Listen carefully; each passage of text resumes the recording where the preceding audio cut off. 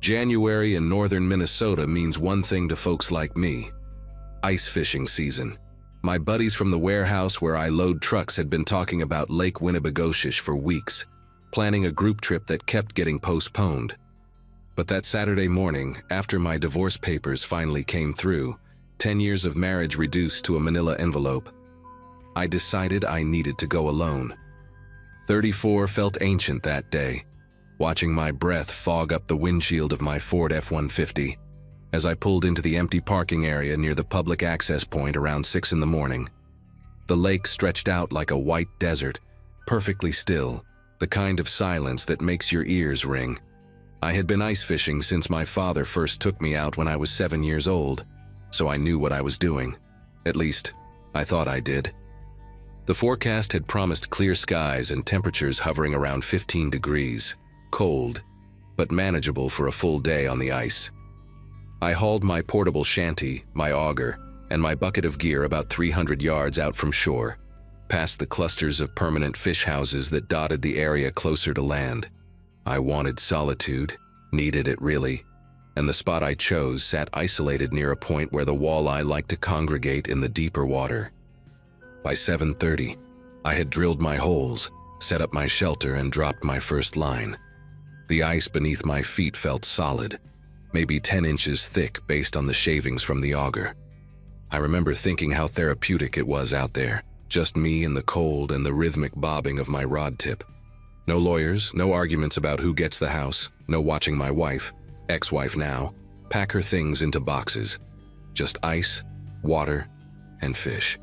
Around 11, the wind started picking up from the northwest. Nothing alarming at first, just steady gusts that made my shanty walls ripple and snap. I stepped outside to check on my tip-ups, those little flag rigs I had set about 20 yards away in a scattered pattern. The sky had changed while I was inside, gone from that crisp winter blue to a pale gray that seemed to press down on everything. I noticed the permanent fish houses in the distance looked smaller somehow, farther away than I remembered.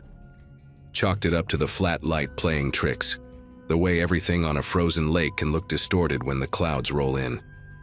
I grabbed a thermos of coffee from my sled and poured myself a cup, watching the steam curl and vanish in the cold air. A few other trucks had arrived at the parking area. I could see their tiny shapes near the shore, but nobody had ventured out this far. That should have been my first clue that something was wrong. I was reeling in a small perch, maybe 6 inches long, when I heard it. A deep, resonant groan that seemed to come from everywhere at once, vibrating up through my boots and into my chest. Ice makes noise all the time, especially on big lakes. It expands and contracts, creates these eerie sounds that newcomers find terrifying, but veterans learn to ignore. But this sound was different. It was followed by a sharp crack like a rifle shot, somewhere behind me toward the north. I set down my rod and walked to the edge of my fishing area, scanning the white expanse. That is when I noticed my tackle box had moved. Not fallen over, not knocked by wind. It had slid about 3 feet to my left, leaving a faint scrape mark on the ice surface. I stood there staring at it, my brain trying to process what I was seeing. Then I felt it beneath my boots, a subtle sickening tilt, like standing on a boat that had just caught a wave. I dropped to my knees and pressed my bare palm against the ice, feeling for movement. The surface was wet, slick with a thin film of water that had not been there an hour ago. My heart started hammering as I scrambled toward the direction of shore, or what I thought was shore. That is when I saw it clearly for the first time. A jagged black line cutting across the white maybe 40 feet ahead of me, stretching in both directions as far as I could see. Open water. The crack had separated my section of ice from the main sheet, and the wind was pushing me, pushing the entire frozen platform I stood on, slowly but steadily toward the center of Lake Winnebagoshish. I ran back to my shanty and grabbed my phone from my jacket pocket. No signal. Of course no signal. I was in the middle of nowhere, Minnesota, and the nearest cell tower was probably 15 miles away. I tried anyway, holding the phone up toward the gray sky like that would somehow help, watching those empty bars mock me while the ice beneath my feet continued its slow, terrible drift. The gap of open water was widening. What had been maybe 3 feet across when I first spotted, it was now closer to 8 or 10, the dark water churning with small chunks of broken ice. I thought about jumping it, making a run and leaping across before it got any wider. But the edge of my ice floe was jagged and unstable, pieces crumbling off into the water even as I watched. One wrong step, one miscalculation, and I would plunge into 30-degree water wearing heavy winter gear. Hypothermia would set in within minutes. I had read somewhere that you have about 10 minutes of meaningful movement in water, that cold before your muscles stop responding, and maybe an hour before your core temperature drops enough to kill you. The shore looked impossibly far now, a thin dark line on the horizon interrupted by the colorful dots of those fish houses I had passed earlier. I screamed for help, cupping my hands around my mouth and shouting until my throat burned. The wind swallowed every sound, carrying my voice away into nothing. I forced myself to stop panicking and think. My father had taught me that panic kills faster than cold ever could, that your brain is your best survival tool if you keep it working. I took inventory of what I had. The portable shanty, my auger, a sled with fishing gear, about 50 feet of rope, a small propane heater, some hand warmers, a half-eaten sandwich, and the thermos of coffee that was now barely lukewarm. No flares, no emergency beacon, nothing designed for this exact nightmare scenario. The ice floe I stood on was roughly the size of a basketball court, maybe a little bigger, and I could feel it rotating slowly as the wind and current fought over which direction to push it. I checked my watch, 12:47 in the afternoon. Sunset would come around 5, and after that the temperature would plummet from uncomfortable to deadly. I had maybe 4 hours to figure something out before darkness made everything worse. The gray clouds overhead had thickened, and I caught the smell of snow in the air, that particular metallic scent that anyone who has lived through northern winters learns to recognize. I decided my best chance was to make myself visible.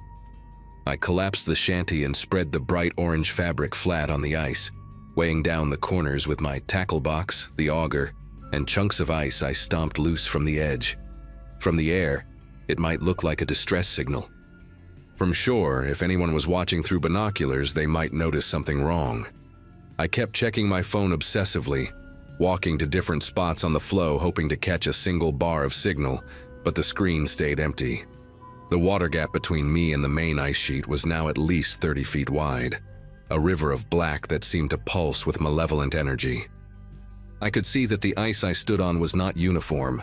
Some sections were thick and white, others darker and thinner where the current had worn them down from beneath. I started mapping the safe zones in my head, staying near the center where the ice felt most solid, avoiding the edges where cracks spiderwebbed out with every gust of wind. Around 2 in the afternoon, the first piece broke off. I heard it before I saw it, a grinding, tearing sound like bones snapping. And then a chunk the size of a dining room table simply tilted and slid into the water on the north side of the floe. I watched it bob for a moment before the current pulled it under, gone in seconds. My territory was shrinking. I moved everything toward the center, piling my gear into a tight cluster around me, and lit the propane heater even though I knew I should save the fuel. My fingers had gone numb inside my gloves, and I needed to keep my core temperature up if I was going to survive long enough for someone to notice I was missing. The problem was that nobody would notice. My coworkers thought I was sulking at home after the divorce. My ex-wife certainly was not going to check on me. My parents lived in Florida now, retired, and we only talked on Sundays. I had told no one where I was going, had not filed any kind of trip plan, had just driven out here in a fog of self-pity and dropped myself into the middle of a frozen lake like an idiot. The snow started falling around 2:30, fat wet flakes that cut visibility down to maybe 100 yards. I could no longer see the shore at all, just white in every direction, the sky and the ice merging into a featureless void. The floe had drifted far enough that the water gap was now impossible to gauge. It could have been 50 feet or 500. I huddled next to the heater, wrapped in the collapsed shanty fabric for extra insulation, and tried to calculate my odds. Even if someone noticed my truck in the parking lot by nightfall, they would not know where to look. The lake covered over 60,000 acres, and I could be anywhere on it by now. Search and rescue would need boats, maybe helicopters, and in this weather they might not even be able to launch until morning. I thought about my father. How disappointed he would be if he knew I had gotten myself into this situation through carelessness. He had always said the lake does not forgive mistakes, that you have to respect it every single time you step onto the ice. I had not respected it today. I had been too wrapped up in my own misery to pay attention to the warning signs that must have been there all along. The light was fading when I heard the engine. At first, I thought I was hallucinating, my desperate brain inventing sounds to give me hope. But it grew louder, a distinct mechanical whine cutting through the wind, and I scrambled to my feet so fast I nearly slipped on the wet ice. I grabbed the orange shanty fabric and started waving it over my head, screaming words that made no sense. Just noise, just anything to be heard. Through the snow, I saw it, a single headlight bouncing across the frozen surface, an airboat moving fast from the southeast. Someone had seen my truck, or maybe spotted the orange fabric before the snow got too heavy, or maybe it was just pure dumb luck that a conservation officer was doing a routine patrol. The boat circled wide around my shrinking island of ice, the pilot assessing the situation. And then a voice crackled through a loudspeaker telling me to stay calm, stay centered, do not move toward the edge. They threw a rope on the third try, a thick yellow line that landed 5 feet from where I stood. I tied it around my waist with fingers that barely worked anymore, and they pulled me across the gap, dragging me over the unstable edge and through 6 feet of freezing water before hauling me onto the airboat deck like a caught fish. The officer, a woman named Colleen with a weathered face and no patience for small talk, wrapped me in thermal blankets and cranked the boat's heater to maximum. She told me I was lucky, that another hour and the flow would have broken apart completely, that hypothermia was already setting in based on how badly I was shivering. My core temperature had dropped to 94 degrees by the time we reached shore in the waiting ambulance. I spent 2 nights in the hospital in Bemidji, recovering from mild frostbite on 3 fingers and the kind of exhaustion that goes deeper than muscles. The doctors said I came within maybe 40 minutes of a very different outcome. I think about that number a lot now, 40 minutes between being here and being a body they would find when the ice melted in spring. I sold my fishing gear that summer, gave away the shanty, the auger, all of it. Some people told me I should get back out there, that you cannot let fear win, but they did not understand. It was not fear that kept me away. It was respect, the kind my father always talked about, the kind I finally learned the hard way on a Saturday in January when the ice decided to remind me that nature does not care about your problems, your divorce, your sadness. It just does what it does, and you either pay attention or you pay the price.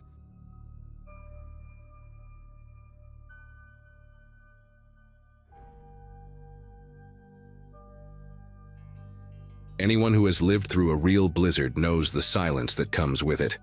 That heavy, muffled quiet that makes you feel buried alive even inside your own home. I had been living in my grandmother's old farmhouse in rural Wisconsin for about 8 months when the worst storm in 15 years decided to roll through. She had passed away the previous spring, leaving me the property in her will, and I took it as a sign to start over after my marriage fell apart. My high school graduating class had their 10-year reunion that same year, which should tell you roughly where I was in life. Old enough to know better, young enough to still make stupid decisions.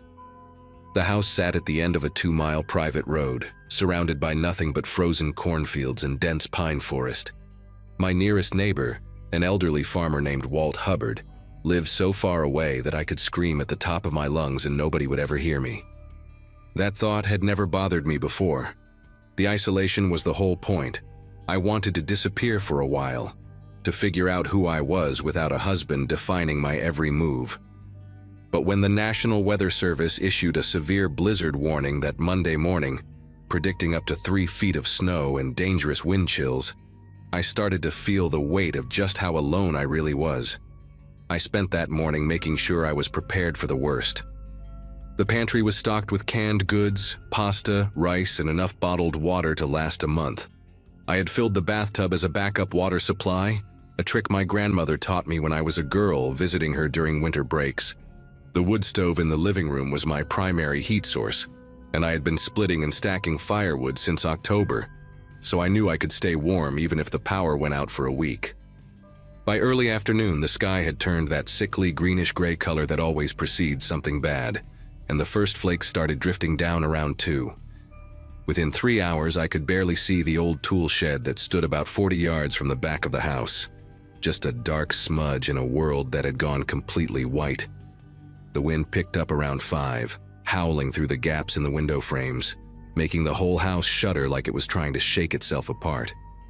I made myself a simple dinner of tomato soup and grilled cheese, ate it curled up on the couch by the fire, and tried to convince myself that everything was fine. I was safe. I was prepared. Nothing could touch me out here. Then, just after 7, I heard something that made every muscle in my body go rigid. A weak, desperate knock at my front door. For a long moment, I did not move. I sat there on the couch with my empty soup bowl in my lap, staring at the door like it had suddenly grown teeth. Nobody came out here. Nobody. The mail carrier did not even attempt my road in winter.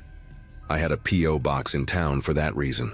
Walt Hubbard was 83 years old and had told me explicitly that he did not leave his house between December and March unless someone was dying. The knock came again, louder this time, more frantic, and I heard something else beneath the howling wind. A voice. A woman's voice, high and thin and trembling. I set the bowl down on the coffee table and stood up slowly, my heart pounding so hard I could feel it in my throat. The voice came again, clearer now, and I could make out the words, "Please, please help me. Please let me in." There was something raw in it, something that sounded like genuine terror. I walked toward the door on legs that felt like they belonged to someone else, and I pressed my eye to the small window set into the upper panel. What I saw made me take a sharp breath. A young woman stood on my porch, and she was dressed in nothing but a thin sweater and jeans. No coat, no hat, no gloves. Her arms were wrapped around herself, and even through the frost-covered glass, I could see her whole body shaking violently. She looked maybe 22 or 23, with dark hair plastered to her face by snow and wind, and her skin had taken on that waxy bluish tint that comes with serious cold exposure. She saw me looking and her face crumpled with relief, tears cutting tracks through the snow on her cheeks. "Oh, thank God," she sobbed, pressing her palms flat against the door. "Please, you have to help me. He's going to kill me. Please." I ran. I didn't know where else to go. "Please just let me inside." Her words tumbled out in a desperate rush, and I found myself reaching for the deadbolt before I even realized what I was doing. Every instinct I had was screaming at me to help this girl, to get her warm, to save her from whatever nightmare she had escaped. My fingers touched the cold metal of the lock, and then the wind shifted direction, and I saw them. The tool shed sat about 40 yards from the back corner of the house, a squat wooden structure my grandfather had built sometime in the 70s.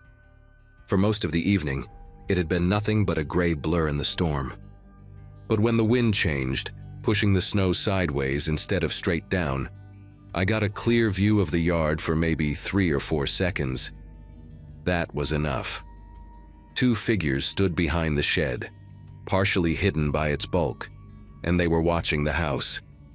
They were not moving, not trying to get to shelter, not doing anything a normal person would do in a blizzard.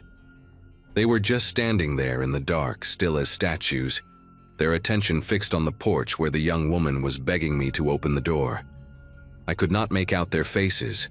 They were too far away, and the light was too dim.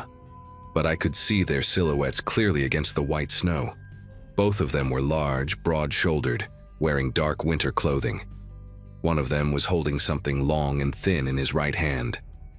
The wind shifted again and they vanished behind the curtain of snow. But I knew what I had seen. I jerked my hand away from the deadbolt like it had burned me. The woman on the porch was still crying, still pleading, her voice cracking with what sounded like absolute desperation. "Please, I'm begging you, I'm going to die out here. He broke my phone, I couldn't call anyone, I just ran. Please, please, I have nowhere else to go." She slammed her palm against the door and I flinched backward, nearly tripping over the edge of the rug. My mind was racing, trying to make sense of what I had just seen. Maybe they were other victims. Maybe they had escaped with her and were too afraid to approach the house. Maybe I was being paranoid and they were just neighbors I did not know about, checking on properties during the storm. But none of that explained why they were hiding. None of that explained why they were watching instead of helping. And none of that explained the way the young woman's eyes kept darting to the side, toward the corner of the house, like she was checking on something, or someone. I backed further into the living room, my hand finding the back of the couch for support. "I'm going to call the police," I said, loud enough for her to hear through the door. "They can come help you. Just stay there and I'll get help coming." What happened next is something I will never forget as long as I live. The crying stopped. It did not taper off, did not fade into sniffles or quiet sobs. It just stopped, like someone had flipped a switch. For a moment there was nothing but the sound of the wind and the crackling of the fire behind me. Then the woman spoke again, and her voice was completely different. Gone was the trembling, the desperation, the raw terror. What replaced it was flat, calm, almost bored. "That's not going to work," she said. The words came out slow and deliberate, like she was explaining something simple to a child who was not quite getting it. I stood frozen in the middle of my living room, staring at the door, trying to reconcile what I was hearing with the broken, sobbing girl I had seen just seconds ago. She was not even pretending anymore. Through the small window I could see her face had changed too. The crumpled expression of fear had smoothed out into something blank and patient. She tilted her head slightly, like a dog hearing a strange sound, and looked directly at the window where she knew I was watching. "The phone lines are down," she said, that terrible flat voice cutting through the storm. "Cell service has been out for hours. Nobody is coming to help you." My phone was on the kitchen counter. I had not checked it in over an hour, maybe longer. I wanted to run to it to prove her wrong, but I could not make myself move. I could not look away from her face in that window, from the way she was staring at me with an expression that held nothing. No anger, no frustration, no emotion at all. It was like looking at a mask made of skin. "You should have just opened the door," she said, and something in her tone made it sound almost like a genuine piece of advice, like she was sorry I had made the wrong choice. "It would have been faster." Then she turned her head toward the back of the house, toward where I had seen those two figures hiding, and she nodded. Just once. A small, quick motion that meant everything and confirmed every horrible suspicion screaming through my brain. I heard footsteps then, heavy, crunching footsteps in the snow coming from the side of the house, coming from the direction of the back door.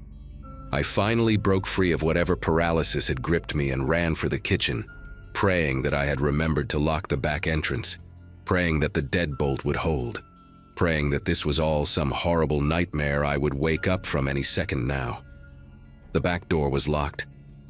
I reached it just as a shadow passed across the small window set into its upper half, and I slammed my palm against the deadbolt to make sure it was fully engaged.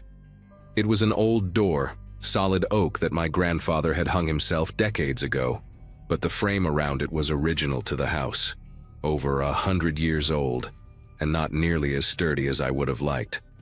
I grabbed my phone from the counter with trembling fingers and looked at the screen. No signal. She had been telling the truth about that much. The landline was in the living room, a corded phone my grandmother had never gotten rid of, and I ran back to grab it. Dead. Nothing but empty silence when I pressed it to my ear. They had cut the line somewhere outside, probably hours ago. Probably while I was eating dinner and feeling safe and congratulating myself on being so well prepared. A loud thump against the back door made me spin around, and I heard a man's voice for the first time. Low and rough, muffled by the wood. "Open up," he said. No desperation, no fake story, no pretense at all. Just a simple command, like he expected to be obeyed. Another thump, harder this time, and I saw the door shudder in its frame. I needed a weapon. The thought cut through my panic like a blade, sharp and clear. I needed something to defend myself because these people were getting into my house one way or another, and I was not going to make it easy for them. My grandmother had kept a shotgun in the hall closet, a 12-gauge Remington that she used to scare off coyotes when they got too close to her chicken coop. I had never fired it myself, but I had watched her do it enough times, and I knew it was loaded. She always kept it loaded, said an unloaded gun was about as useful as a chocolate teapot. I ran to the closet and yanked open the door, my eyes scanning the dark interior, until I found the familiar wooden stock leaning in the corner. I grabbed it, checked that the safety was off the way I had seen her do 100 times, and positioned myself in the hallway where I could see both the front and back doors. The thumping on the back door had stopped, and for a moment the only sound was the wind and my own ragged breathing. Then I heard something worse, the sharp, splintering crack of wood coming from the direction of the mudroom, the small side entrance I had almost forgotten existed. They had found the weakest point. The mudroom door was flimsy, a cheap, hollow core thing that the previous owner had installed sometime in the 90s. I had been meaning to replace it ever since I moved in, had even priced out solid wood doors at the hardware store in town. But I kept putting it off because winter was coming, and I had 100 other things to worry about. Now that decision was going to get me killed. I heard another crack, louder this time, and the sound of something heavy hitting the door again and again. I raised the shotgun and pointed it at the mudroom entrance, trying to keep my arms steady, trying to remember everything my grandmother had taught me. She used to say that the sound of a shotgun being racked was enough to stop most trouble before it started. I did it now, that distinctive chunk echoing through the hallway, and I screamed at the top of my lungs, "I have a gun! I will shoot you! Get away from my house!" For a moment, everything went quiet. The banging stopped. The wind seemed to hold its breath. I stood there in the hallway, the shotgun growing heavy in my grip, sweat dripping down my temples despite the cold. And I waited. 5 seconds. 10. 15. Then I heard something that almost made my knees buckle. The woman's voice coming from right outside the mudroom door, close enough that she must have moved from the front porch while I was distracted. "She's got a gun," she called out, that same flat tone carrying through the damaged wood. "Remington looks like a 12 gauge. Silence again. I could hear them communicating somehow, low murmurs, barely audible over the storm, and then footsteps moving away from the mudroom, moving toward the back of the house, moving toward something I could not see. I did not know if they were retreating or regrouping, and I was too terrified to move from my position in the hallway. Minutes passed. Maybe 5, maybe 20. I lost all sense of time, standing there with the gun raised, my shoulders screaming in protest, my eyes burning from not blinking. The wind continued to howl. The fire in the wood stove crackled and popped. And then, slowly, I became aware of a new sound, an engine. Faint at first, then growing louder, accompanied by the crunch of tires on snow. Headlights swept across the front window, and I heard a vehicle door slam, then another, then a man's voice shouting something I could not make out. I did not lower the gun. I did not move. I just stood there shaking, until I heard a knock at the front door. A firm, authoritative knock followed by the words I had been praying for. "County Sheriff, ma'am. We got a call about a possible break-in at this address. Are you all right in there?" It took me a long moment to respond because I could not understand how they had gotten a call when all my lines were dead. I kept the gun raised and moved slowly toward the front door, checking the window to confirm what I was seeing. 2 uniformed deputies standing on my porch, a county patrol vehicle parked in the driveway with its lights flashing blue and red against the white snow. "How did you know?" I managed to croak out, my voice barely recognizable as my own. The older deputy, a heavy-set man with a gray mustache, leaned closer to the door. "Your neighbor called it in, ma'am. Walt Hubbard. Said he saw headlights coming down your road earlier this evening. A vehicle he didn't recognize. Said it didn't sit right with him, so he kept watching with his binoculars. When he saw people moving around your property on foot, he called us right away. Took us a while to get here with the roads being what they are. I finally lowered the shotgun and opened the door with numb fingers, and I must have looked like a complete wreck, because both deputies immediately stepped inside and started asking if I was hurt. I told them everything. The woman, the crying, the 2 figures behind the shed, the way her voice changed, the mudroom door. They searched the property with flashlights and found footprints everywhere, already filling with fresh snow. The mudroom door was hanging off one hinge, the frame cracked and splintered, where someone had been kicking it in. They found tire tracks at the end of my driveway, heading back toward the main road, but the snow was coming down so hard that any hope of following them was gone within minutes. The deputies stayed with me until morning, taking turns keeping watch while the other one dozed in the armchair by the fire. When the storm finally broke around dawn, more officers arrived, along with a detective from the county seat who asked me to go through my story 3 more times.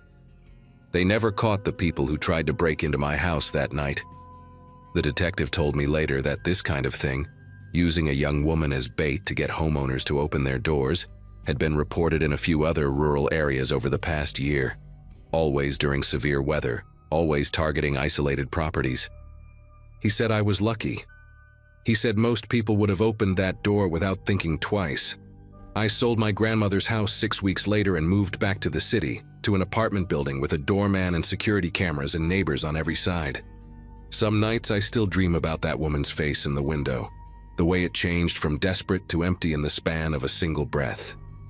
And I think about Walt Hubbard, 83 years old and watching the road with his binoculars during a blizzard, calling the sheriff because something just did not look right. I sent him a bottle of good whiskey and a thank you card before I left town.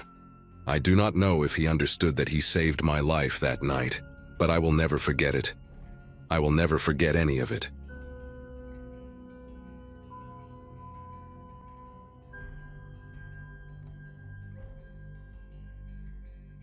February of 2022 found me 6 months into what my divorce lawyer called the healing chapter, and what I called exile. 34 felt ancient when you were starting completely over, selling the house in Portland, taking a remote position with a software company, and moving into a farmhouse rental in rural Vermont that cost less per month than my old car payment. The property sat on 11 acres of nothing but birch trees and silence. The nearest neighbor, a dairy farmer named Gus Whitmore, who lived about 2 miles down Hadley Road. I had wanted isolation. I had wanted to hear myself think again after 3 years of arguments and accusations and slamming doors. My golden retriever, Penny, was the only company I needed, or so I told myself during those long winter nights when the wind screamed through the valley and the old radiators clanked like someone was trapped inside them.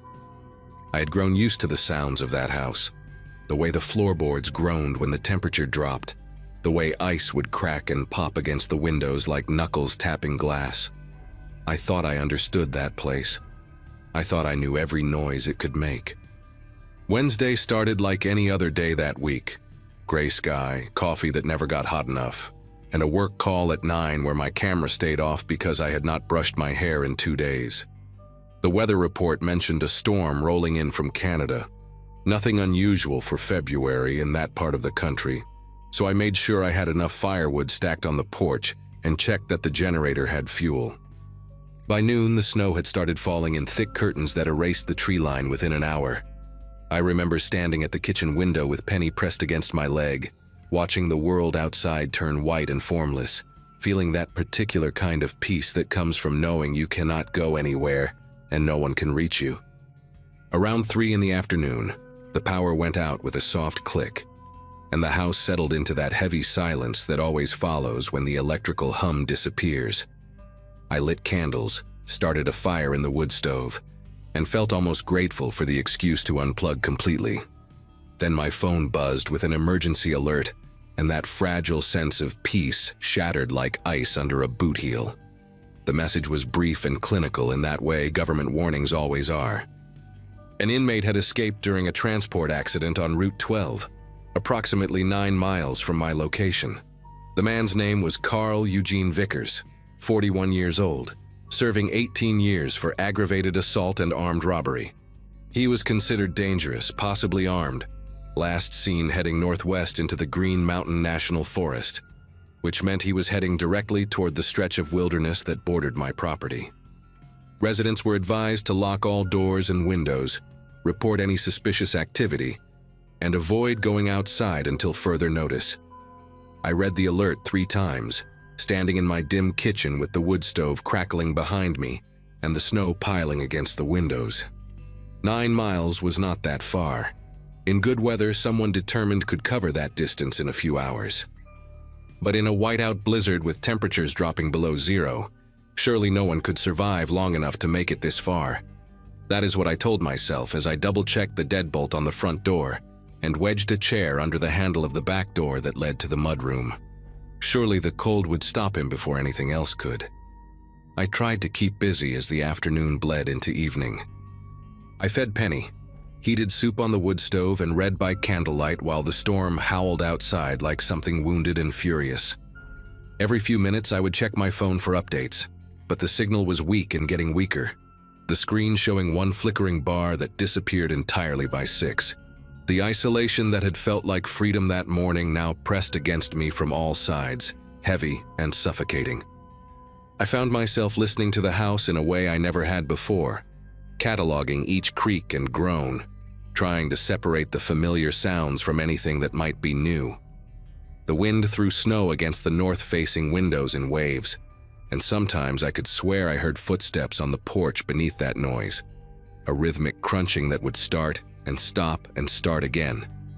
But when I pulled back the curtain and held a candle to the glass, I saw nothing but white. Just the storm, I told myself. Just branches falling, just the old house settling in the cold. Penny lay by the wood stove with her head on her paws, watching me pace with those calm brown eyes, and I remember thinking that if she was not worried, then I should not be either. That changed around 9.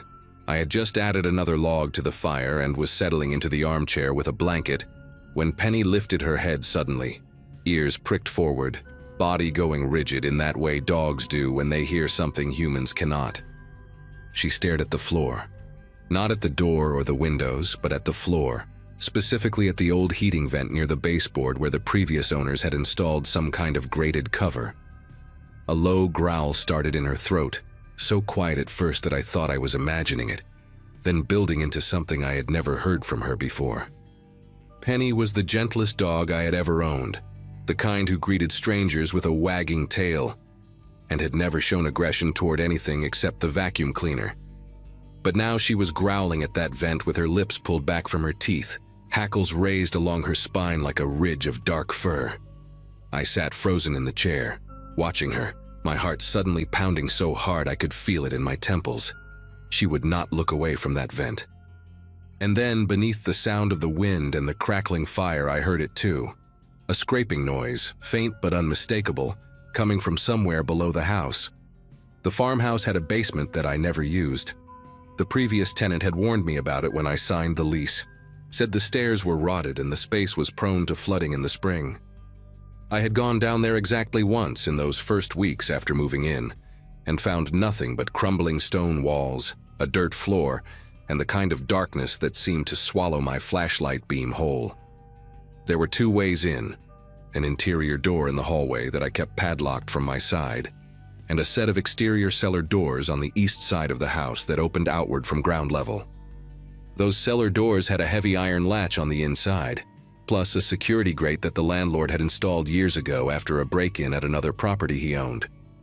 I had checked that grate when I moved in, tugged on it to make sure it was solid, and then mostly forgotten it existed. But now, sitting in my candlelit living room with my dog growling at the floor, I thought about that basement with a clarity that bordered on panic. I thought about how the exterior doors were buried under snow. I thought about how the interior door was only 15 feet down the hallway from where I sat.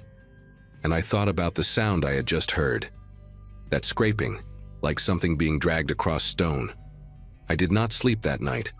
Every time I closed my eyes, Penny would growl again, and I would snap back to full alertness, straining to hear whatever she was hearing. The sounds from the basement came and went in irregular intervals, sometimes silence for 20 or 30 minutes, then a sudden thump or scrape that made both of us jump. Around midnight, I heard something new, a metallic clinking, rhythmic and deliberate, like someone tapping a wrench against iron bars. I knew exactly what that sound was. It was the security grate. Someone was down there, testing the grate, trying to find a weakness in the metal. I grabbed my phone and tried to dial 911, but the screen just showed no service in that cruel little font, and I wanted to scream at it, wanted to throw it against the wall. The landline was dead too. The storm must have taken down the lines along with the power. I was completely cut off, alone in this house with my dog and a locked door and whatever was making those sounds 15 feet away. I thought about running, just grabbing Penny and bolting out the front door into the blizzard. But the snow was piled 3 feet high against the porch, and the temperature had dropped to -15. I would freeze to death before I made it halfway to Gus Whitmore's farm. So I waited. I sat in that armchair with a kitchen knife across my lap and a cast iron skillet within arm's reach, watching the hallway, watching Penny, listening to the sounds from below. The clinking continued for what felt like hours, sometimes fast and frantic, sometimes slow and methodical. I tried to picture what was happening down there. A man in the dark, hands numb from cold, working at the bolts that held the grate in place, desperate to get inside where it was warm. The image was so vivid I could almost see him, could almost smell the sweat and fear and frozen desperation. Every few minutes Penny would look at me with those worried eyes, and I would whisper to her that it was okay, that we were safe, that the grate would hold. But I did not believe it. The sounds kept coming, metal on metal. And around 3 in the morning I heard a new noise, a groan of protest like something giving way under pressure. I gripped the knife so hard my knuckles ached. The groaning stopped. Then silence. Then nothing but the wind and the fire and my own ragged breathing for the rest of the night. Dawn came slow and gray, the storm finally dying down to scattered flurries that drifted past the windows like ash. I had not moved from the armchair in 8 hours, and my body ached in places I did not know could ache. My neck, my shoulders, the small of my back where tension had coiled like a fist. Penny had fallen asleep sometime around 5, curled into a tight ball at my feet, but I could not bring myself to close my eyes. When the first real light crept through the curtains, I forced myself to stand, joints popping, legs unsteady beneath me. I needed to see. I needed to know if what I had heard all night was real or if I had somehow imagined it, if the isolation and fear had finally cracked something loose in my mind. I pulled on my boots and my heaviest coat, grabbed the kitchen knife and stepped out onto the back porch for the first time since the storm began. The world outside was white and silent and impossibly still. The kind of stillness that makes you feel like you are the last person left alive. And then I looked down at the snow beside the house, and I knew I had not imagined anything. Footprints. Deep, heavy footprints in the fresh snow, circling the entire perimeter of the house. They started at the tree line about 50 yards out and approached in a wandering path, like whoever made them was searching for something, testing doors and windows before moving on. I followed the trail with my eyes, my breath coming out in ragged clouds, watching it loop around the front porch, past the kitchen window where I had stood watching the storm, around the north side where the old propane tank sat buried in a drift. The prints circled the house 3 times before they finally stopped, right at the exterior cellar doors on the east side. I walked over to that spot, moving slowly, the knife clutched in my frozen fingers. The cellar doors were almost completely buried under snow, but someone had dug them out. I could see the disturbed snow, the gouges in the ice where hands had clawed at the frozen ground. The doors themselves were still closed, the iron latch still in place from what I could see. But the footprints did not lead away. They stopped at those doors and simply ended, as if whoever made them had melted into the earth or been swallowed by the basement below. I ran. I did not think, did not plan, just grabbed Penny and my car keys and plowed through the snow to my Subaru, which sat buried up to its wheel wells in the driveway. It took me 15 minutes of frantic digging with my bare hands to clear enough snow to get the door open, another 10 to rock the car free from the drift that held it. My fingers were numb and bleeding by the time I finally got the engine started, but I did not care. I drove straight to Gus Whitmore's farm, fishtailing down Hadley Road at speeds that should have put me in a ditch, and pounded on his door until he answered in his bathrobe with a shotgun in his hands. I must have looked insane, wild-eyed, shaking, blood on my hands from the ice cuts, words tumbling out of me so fast I could barely understand them myself. But Gus just listened, nodded once, and called the county sheriff on his landline while his wife Eleanor wrapped me in a blanket and pressed a mug of hot coffee into my frozen hands. The deputies arrived within the hour, 2 young men who looked barely old enough to shave, and I led them back to my property to show them what I had found. They searched the woods behind my house for 3 hours. I watched from the kitchen window, Penny pressed against my side as they trudged through the snow with their flashlights and their radios, calling out to each other in voices I could not quite hear. They found more footprints in the tree line, signs of a makeshift shelter someone had built from fallen branches about a quarter mile into the forest.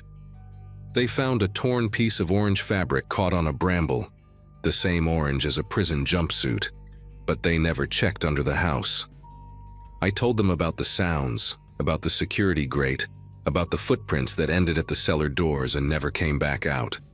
They nodded politely and said they would look into it, but I saw the way they glanced at each other, saw the look that passed between them. Just a scared woman living alone, that look said. Probably imagined half of it. They left around noon with promises to patrol the area, and I stood in my driveway watching their cruiser disappear down Hadley Road, feeling more alone than I had ever felt in my life. I did not stay in that house another night. I packed a bag, loaded Penny into the car, and drove to a motel in Burlington where I stayed for the next week, jumping at every sound, sleeping with the lights on. I called my landlord and told him I was breaking my lease, told him he could keep the deposit, told him I did not care about the money. He argued at first, threatened legal action, but when I explained what had happened, the storm, the fugitive, the sounds in the basement, his voice changed. He went quiet for a long moment, then said he would send someone to check the property. 3 days later, he called me back. His voice was different now, strained and hollow, like a man who had seen something he could not explain. They had found the security grate bent outward from the inside, 2 of the bolts sheared clean off. They had found scratches on the interior basement door, deep gouges in the old wood where someone had tried to claw their way through. And in the far corner of the basement, beneath a pile of old tarps and rotted insulation, they had found a makeshift nest, empty food cans, a filthy blanket, and a sharpened piece of metal that looked like it had been fashioned from part of the grate itself. Someone had been living down there. For how long, no one could say. Carl Eugene Vickers was captured 6 days after the storm, nearly 40 miles north of my property, suffering from severe frostbite and hypothermia. The news said he had been hiding in an abandoned hunting cabin, that he claimed he had been there the whole time since his escape. Maybe that was true. Maybe there was someone else in those woods that night. Some other desperate person who found my basement and spent hours trying to break through to where I sat, waiting with my knife. I tell myself that sometimes, when I wake up at 3 in the morning and cannot fall back asleep, I tell myself it was not him, that it was just some homeless person seeking shelter, that I was never really in danger. But I remember the way Penny growled at that vent. I remember the sound of metal scraping against metal in the darkness below my feet. And I remember those footprints in the snow, the ones that circled my house 3 times before stopping at the cellar doors and never coming back out. I live in an apartment now, 3rd floor, no basement, no attic, no crawl space. Penny still sleeps at the foot of my bed, and sometimes, late at night, I catch her staring at the heating vent near the baseboard. When she does that, I do not sleep. I just sit there in the dark, listening, waiting for a sound that I pray will never come again.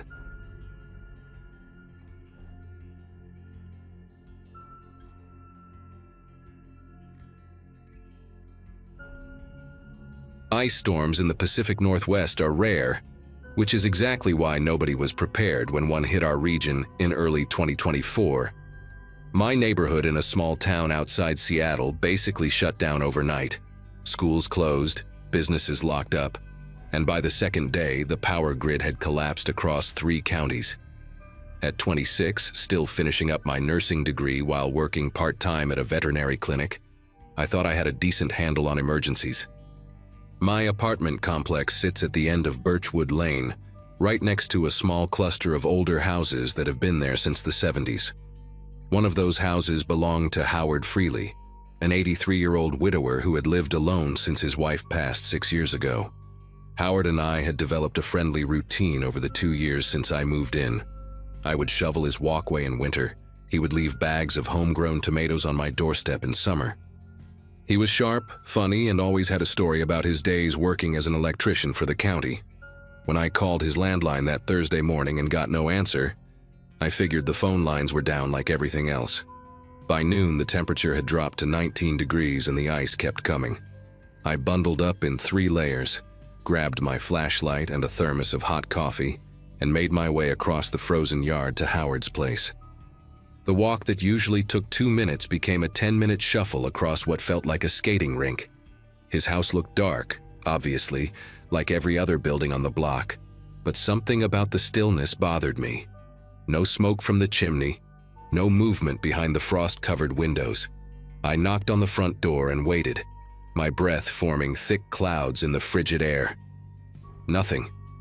I knocked again, harder this time, calling out his name. After what felt like forever, I heard shuffling inside. Slow, deliberate footsteps approaching the door. The deadbolt clicked, and the door opened just a crack, revealing a sliver of Howard's face illuminated by the gray daylight. His eyes, usually warm and crinkled with humor, looked different somehow. Flat, suspicious. He stared at me like he was trying to remember something important, and when he finally spoke, his voice came out thin and uncertain. "Who sent you here?" I laughed at first, thinking he was joking around the way he sometimes did. "Howard, it's me, Nate. From the apartments next door, I brought you some coffee." I held up the thermos like it was proof of my identity. He didn't move, didn't open the door any wider. His one visible eye just kept scanning my face, searching for something. The silence stretched between us, and I could feel the cold biting through my jacket. Finally, he pulled the door open enough for me to step inside, but he didn't say anything welcoming. He just shuffled backward into the dark hallway, keeping his eyes locked on me the whole time. The house was freezing, maybe 50 degrees at most, and I could see my breath even indoors. Howard was wearing a heavy wool coat over what looked like 2 sweaters, and he had a knit cap pulled down almost to his eyebrows. He looked smaller than I remembered, more fragile, like the cold had shrunk him somehow.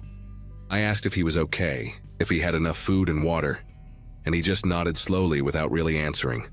The living room was lit by a single kerosene lantern sitting on the coffee table, casting long shadows across the walls. Old photographs lined every surface, Howard with his late wife Meredith, family gatherings from decades past, faded images of people I didn't recognize. I set the thermos down and started explaining that the power company said it could be another 2 or 3 days before they restored electricity to our area. Howard lowered himself into his recliner, the leather creaking beneath him, and watched me with that same unnerving stillness. "You're not from the apartments," he said suddenly, his voice harder now.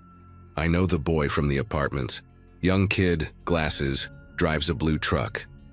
My heart sank a little because he was describing me. I do wear glasses, and my truck is a faded blue Ford I bought used 3 years ago. I reminded him of this gently, told him we had talked just last week about the weather forecast. He shook his head slowly, deliberately, like I was trying to trick him with an obvious lie. "No," he said. "That boy wouldn't come in here pretending to help. You people wait for storms like this. Wait for the lights to go out so nobody sees what you do." I tried to stay calm, reminding myself that Howard was 83 years old, alone, probably dehydrated, and sitting in a freezing house with no power. Confusion in elderly people can spike under stress. I had learned that much in my nursing classes. I kept my voice soft and steady, explaining that I just wanted to make sure he was safe, that I could help him get his fireplace going or bring him back to my apartment where I had a small propane heater running. Howard's jaw tightened, and he gripped the armrests of his recliner like he was bracing for something. "You stay right there," he said, pointing a bony finger at me. "Don't move." He pushed himself up from the chair with effort and disappeared down the hallway toward the back of the house. I stood there in the dim glow of the kerosene lamp, listening to his footsteps creak across the old hardwood floors. Part of me wanted to leave, just walk out the front door and call someone. But who? The roads were impassable.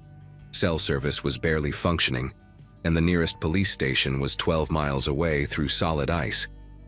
I heard a drawer slide open somewhere in the back, then the unmistakable metallic click of something heavy being handled. Howard came back into the living room carrying a shotgun. It was an old Remington, the kind with a wooden stock worn smooth from decades of use, and he held it across his chest with both hands like he knew exactly what he was doing. My entire body went rigid. I raised my hands slowly, palms out, and took a small step backward toward the door. "Howard, please," I said, trying to keep my voice from cracking. "It's Nate. We've known each other for 2 years. You gave me tomatoes last August, remember? The big heirloom ones from your garden." He didn't lower the gun. His eyes were locked on mine, and in the flickering lantern light I could see something terrible swimming behind them. Not anger exactly, but fear. Deep, irrational, consuming fear. "I know what you're here for," he whispered. "Same thing they all want. You think because I'm old, because I'm alone, you can just walk in and take everything. But I've been ready. I've been ready for years." The barrel of the shotgun drifted slightly toward my chest, and I realized with sickening clarity that I could not simply walk out of this house. Outside, I could hear the wind picking up again, ice pellets rattling against the windows like handfuls of thrown gravel. The gray light coming through the curtains was already fading, and I knew that in another hour it would be completely dark. I thought about my options, running through them one by one in my head while trying to keep my breathing steady. If I bolted for the door, Howard might shoot. His hands looked steady enough, and at this range he wouldn't miss. If I tried to reason with him, I might just make things worse, feed into whatever delusion had taken hold of his mind. The temperature in the room seemed to drop another few degrees, and I noticed my fingers were going numb. Howard gestured with the shotgun toward the couch against the far wall. "Sit down," he ordered. "Sit down and keep your hands where I can see them." I did what he said, lowering myself onto the cold cushions slowly, never taking my eyes off the gun. He remained standing near his recliner, the weapon still trained on me, and for a long moment, neither of us spoke.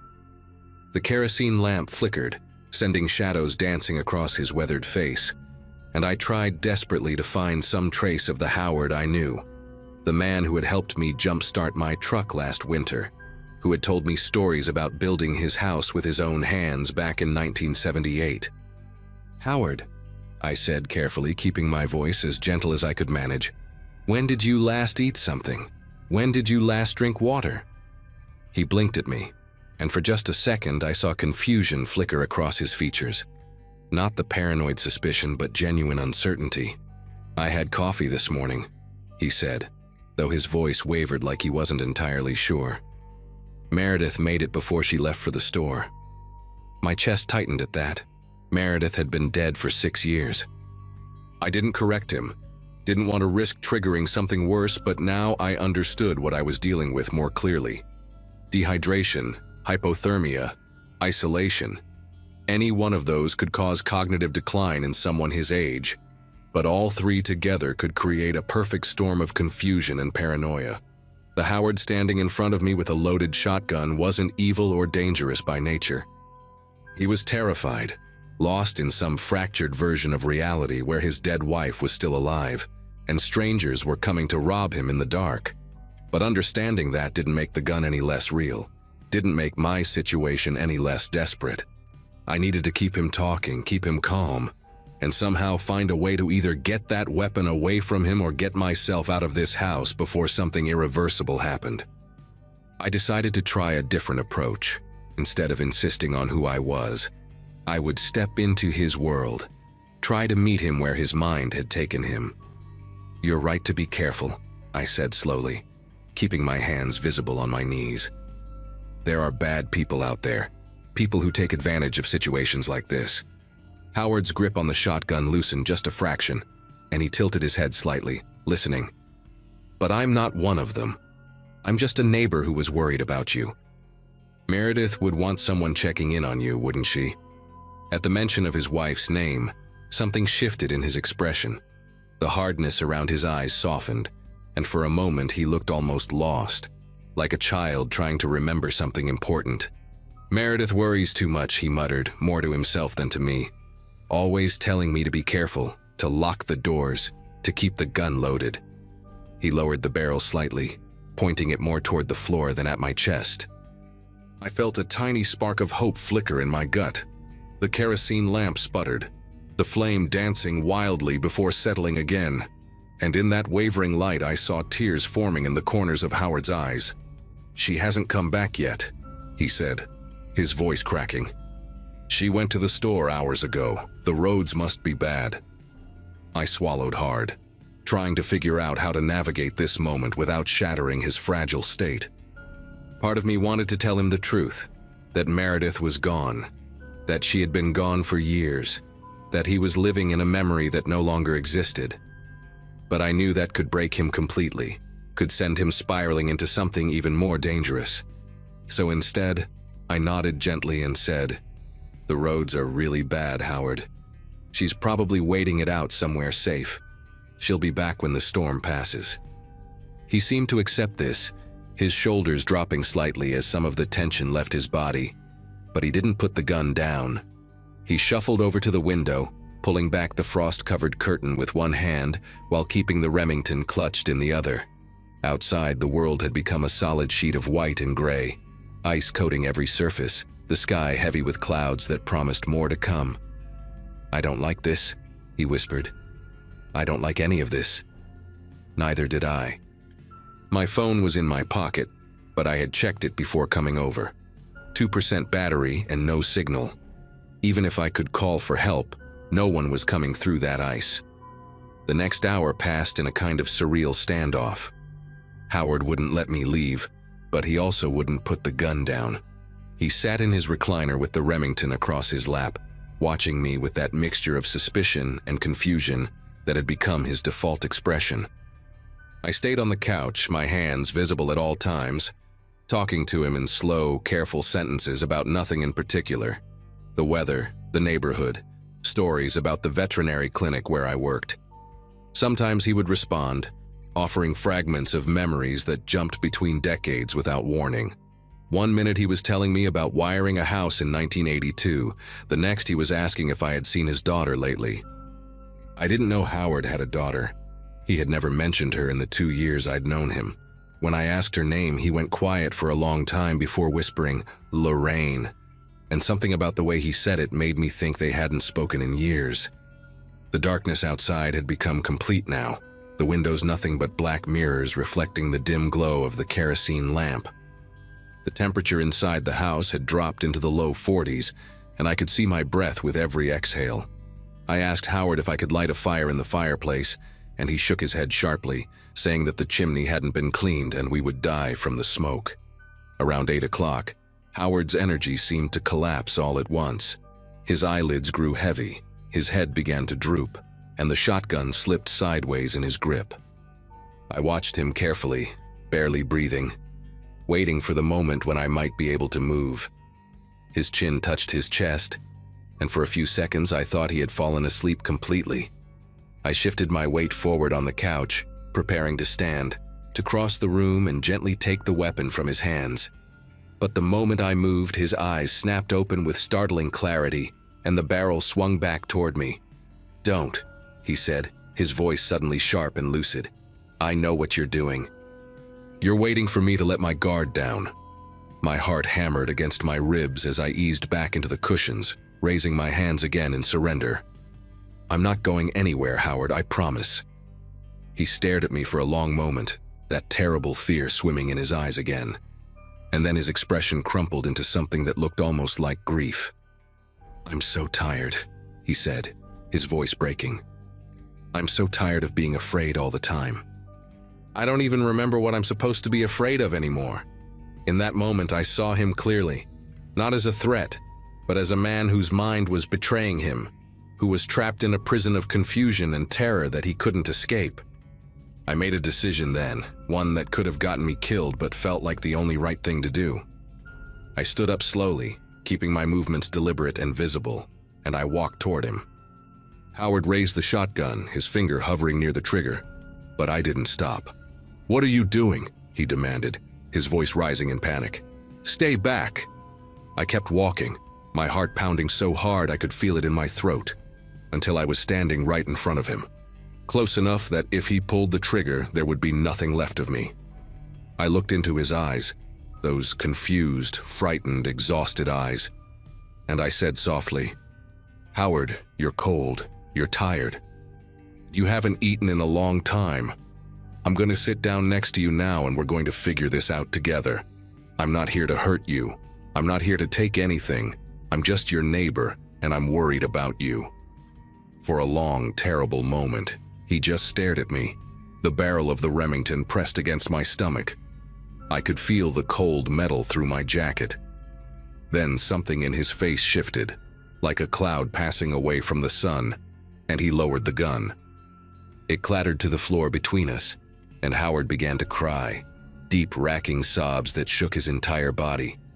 I spent the rest of that night sitting beside him in the freezing dark, feeding him crackers and water I found in his kitchen, wrapping blankets around both of us to conserve warmth.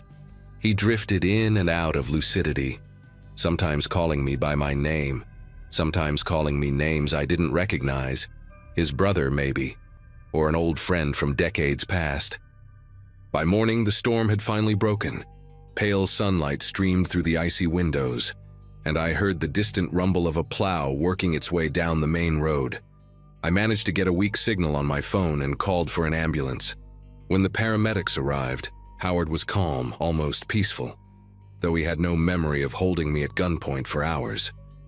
They took him to the hospital, where he was diagnosed with severe dehydration and early-stage hypothermia, both of which had triggered an acute episode of delirium on top of what doctors later confirmed was progressing dementia. His daughter Lorraine flew in from Ohio 3 days later. They had been estranged for over a decade, but the crisis brought her back. Howard moved into an assisted living facility that spring, and I visited him a few times before he passed away the following winter. He never remembered that night, never knew how close he came to killing me, or how close I came to running and leaving him alone in that frozen house. But I remember every second of it, and sometimes, when the power flickers during a storm, I still feel that cold metal pressed against my stomach, still hear his broken voice asking me who sent me there.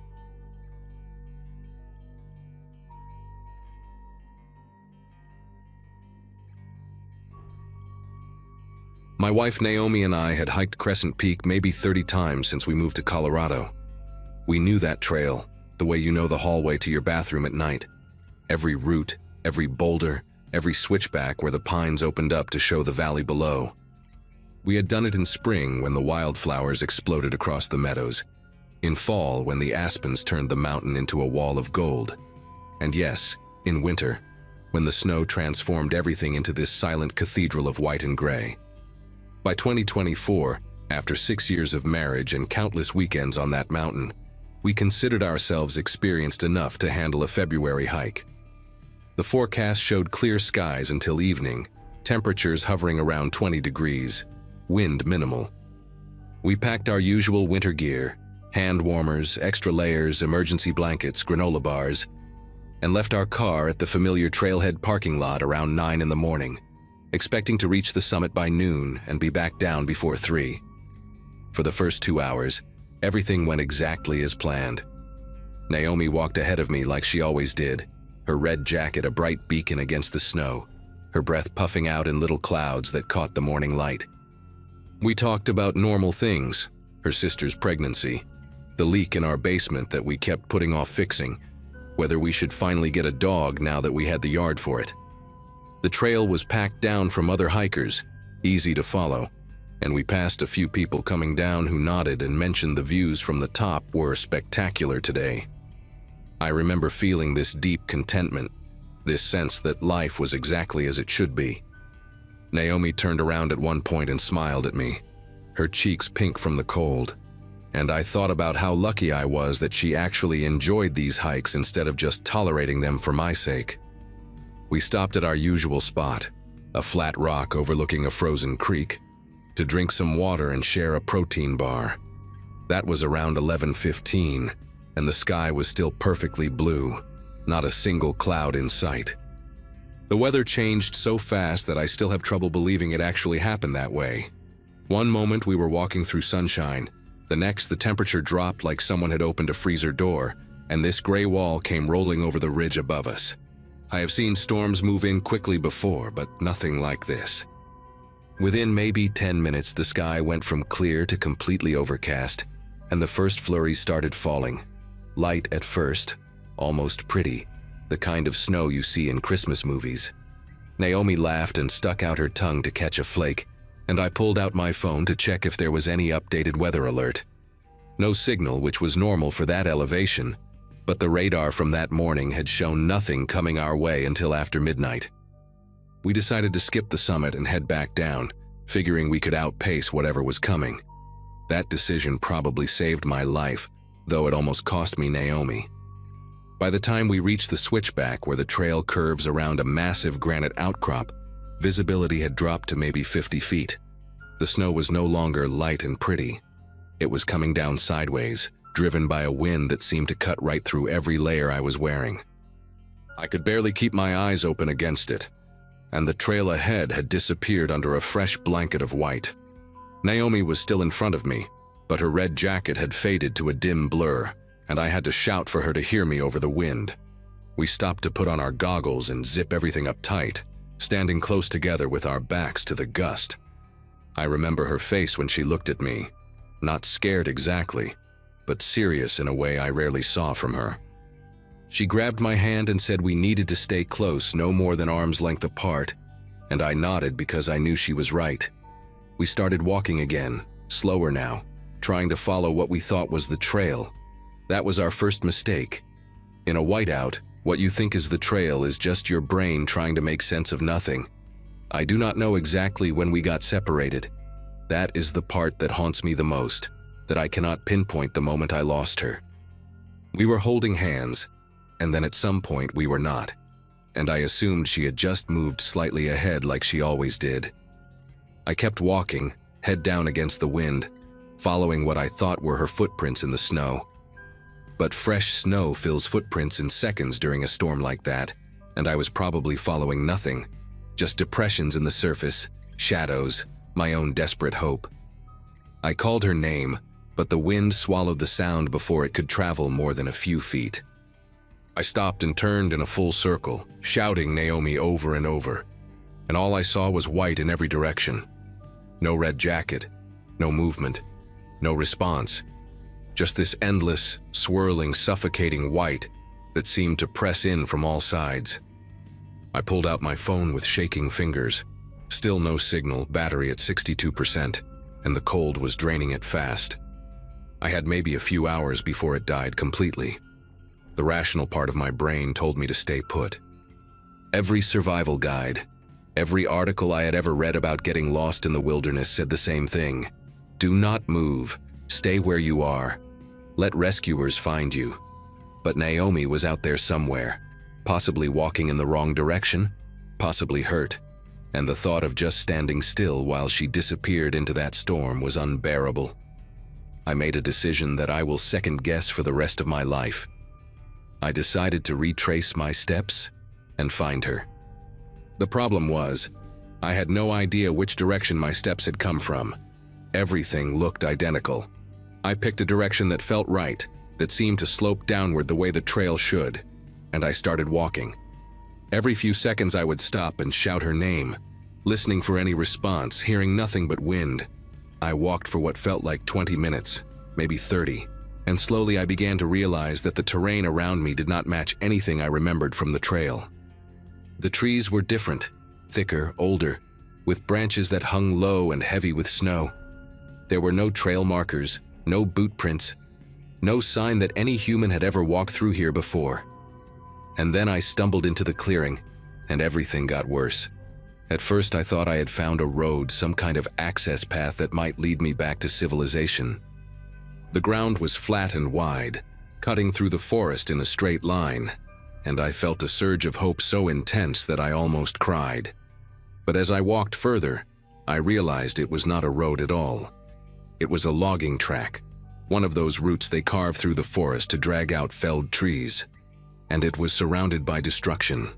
Stumps poked out of the snow like rotten teeth, some fresh cut with pale wood showing, others old and gray and split by weather. Heavy machinery had churned the ground into frozen ruts and ridges that the snow only partially concealed, creating a landscape that looked almost lunar in its desolation. The tracks went off in multiple directions, branching and crossing in ways that made no sense to me. I had never seen this area on any map, never heard anyone mention logging operations on this side of the mountain.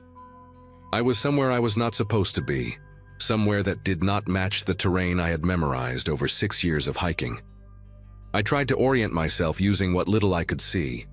The storm had let up slightly, not stopping but thinning enough that I could make out shapes maybe 100 feet away instead of 50. The problem was that nothing I saw gave me any useful information. Mountains rose in every direction, their peaks hidden by clouds, and they all looked the same, just white slopes vanishing into gray sky.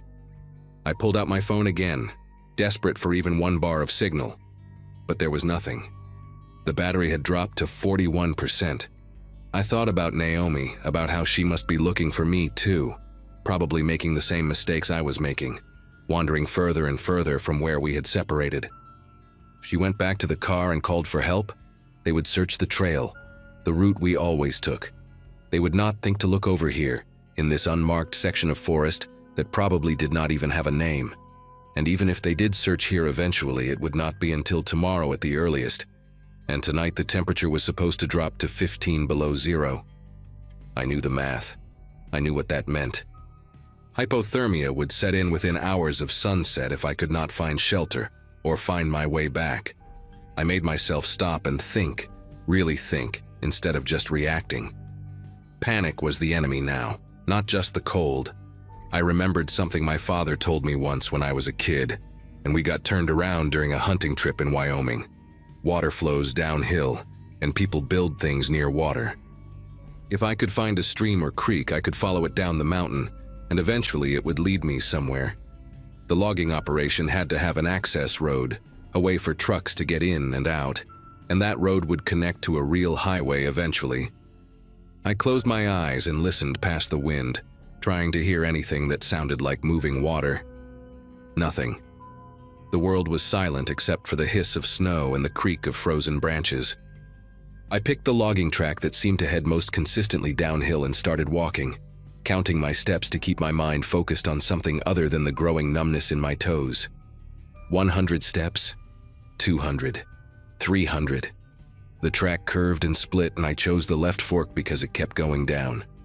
400. 500. My feet were starting to feel clumsy, like they belonged to someone else, and I had to concentrate on each step to make sure I was actually lifting them high enough to clear the snow. The light was fading by the time I found the creek. I almost missed it. Just a dark line cutting through the white, barely visible under a layer of ice and snow. But the sound of water trickling somewhere beneath the surface made me stop and look closer. It was flowing, which meant it was heading somewhere, and somewhere was better than nowhere. I turned to follow it downstream, staying close to the bank but not too close, because I knew the snow could be hiding spots where the ice was thin. The temperature was dropping fast now.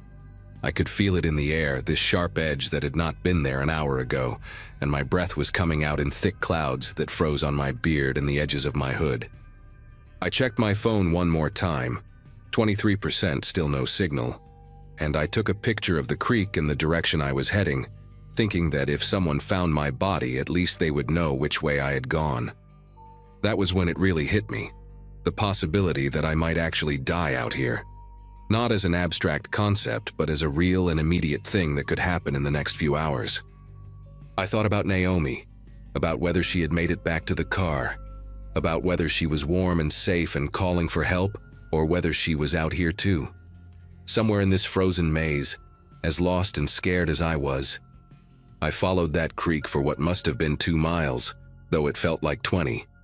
The banks were uneven and thick with undergrowth buried under snow, so I had to climb over fallen logs and push through branches that grabbed at my jacket like hands trying to hold me back. The cold had moved past my feet now and was creeping up my legs, this dull ache that made every step harder than the last. I kept talking to myself, out loud, just to make sure I still could, reciting song lyrics, listing the names of everyone at my office, describing what I was going to eat when I got home. Anything to keep my brain working, to fight off the fog that I knew was the first sign of serious hypothermia. The creek widened as I went, joined by smaller tributaries, and I took that as a good sign. Bigger water meant I was getting closer to the bottom of the mountain, closer to somewhere that people might actually be. And then, just as the last gray light was starting to fade into darkness, I saw something that made me want to collapse right there in the snow. A fence. A wooden fence, old and weathered, running along the far side of the creek. Fences meant property. Property meant people. People meant survival. I crossed the creek at a narrow spot where rocks broke the surface, soaking my boots in the icy water but not caring, because nothing mattered except getting to that fence. On the other side, I found a path. Not a trail, but an actual path, worn down by feet and maybe vehicles leading away from the creek through a stand of bare aspens. I followed it with the last energy I had, my legs moving on pure stubbornness, my hands so numb I could not feel them anymore. The path curved around a hill, and then I saw lights. Yellow lights, warm and glowing, coming from a small cabin maybe 300 yards ahead. I tried to run, but my body would not cooperate, so I shuffled as fast as I could, waving my arms even though no one was outside to see me. When I reached the porch, I pounded on the door with fists I could not feel, and when an old man opened it with a shotgun in his hands and suspicion on his face, I could barely get the words out. "Lost," I said. "Wife's still out there. Please help." He looked at me for a long moment, then lowered the gun and pulled me inside, and the heat from his wood stove hit me like a wall. He wrapped me in blankets and handed me a cup of something hot. I do not even remember what it was. And he picked up a landline phone and called search and rescue, while I sat there shaking so hard I could barely hold the cup. The next few hours were a blur of voices and radio static and headlights cutting through darkness. The old man, his name was Howard, I learned later, had lived on that mountain for 40 years and knew every inch of it, including the logging tracks I had stumbled through.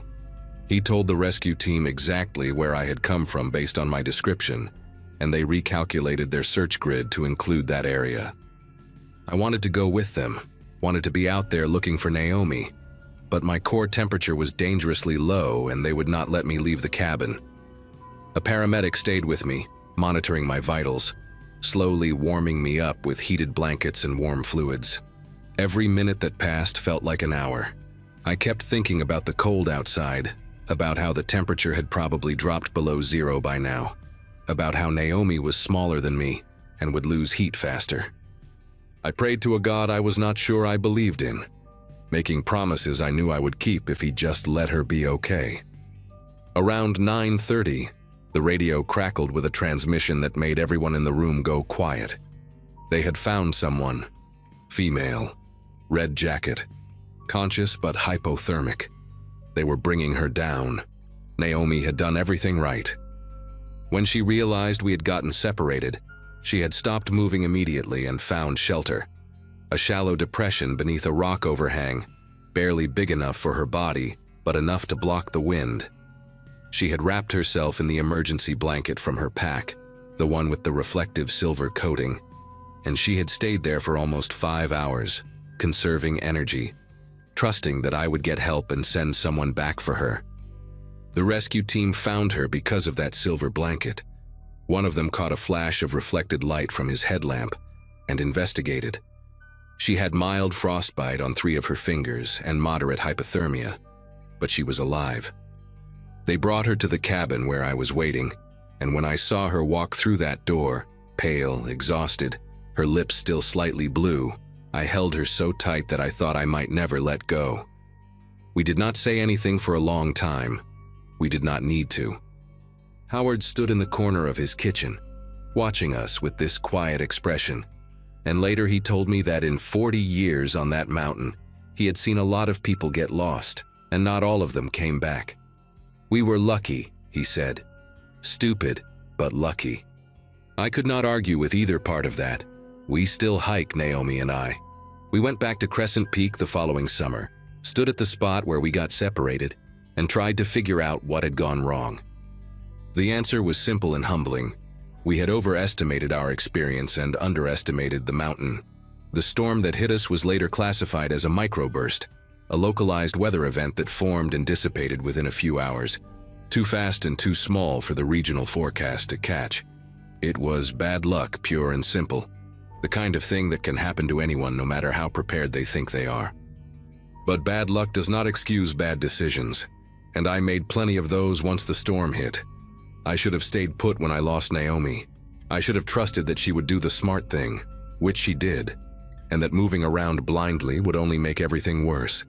Instead, I let fear override logic, and I nearly got us both killed. These days we hike with GPS beacons, satellite communicators, and a strict rule that if we ever get separated again, we both stay exactly where we are and wait. We check weather forecasts obsessively, and we tell at least 3 people our exact route before we leave. Howard passed away last year. I saw his obituary in the local paper, and I drove up to his property to pay my respects. The cabin looks smaller in daylight, ordinary, just a wooden structure on the side of a mountain. But to me it will always be the place where I came back from the dead, where a stranger with a shotgun and a landline saved my life and my marriage.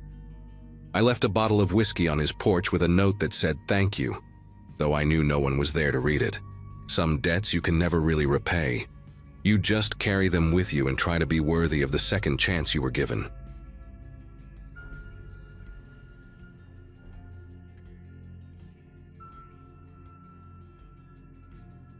Saturday night, December 24th of 2022, and my wife Denise had been planning our little family gathering for weeks. We had moved into our house on Birchwood Lane just 8 months earlier, a modest 2-story place in a quiet neighborhood outside of Richmond, Virginia. My parents drove up from North Carolina, and Denise's sister Maggie came with her husband Owen and their 2 kids. Counting our own daughter Sophie, who had just turned 4, we had 9 people packed into a house that suddenly felt smaller than when we bought it.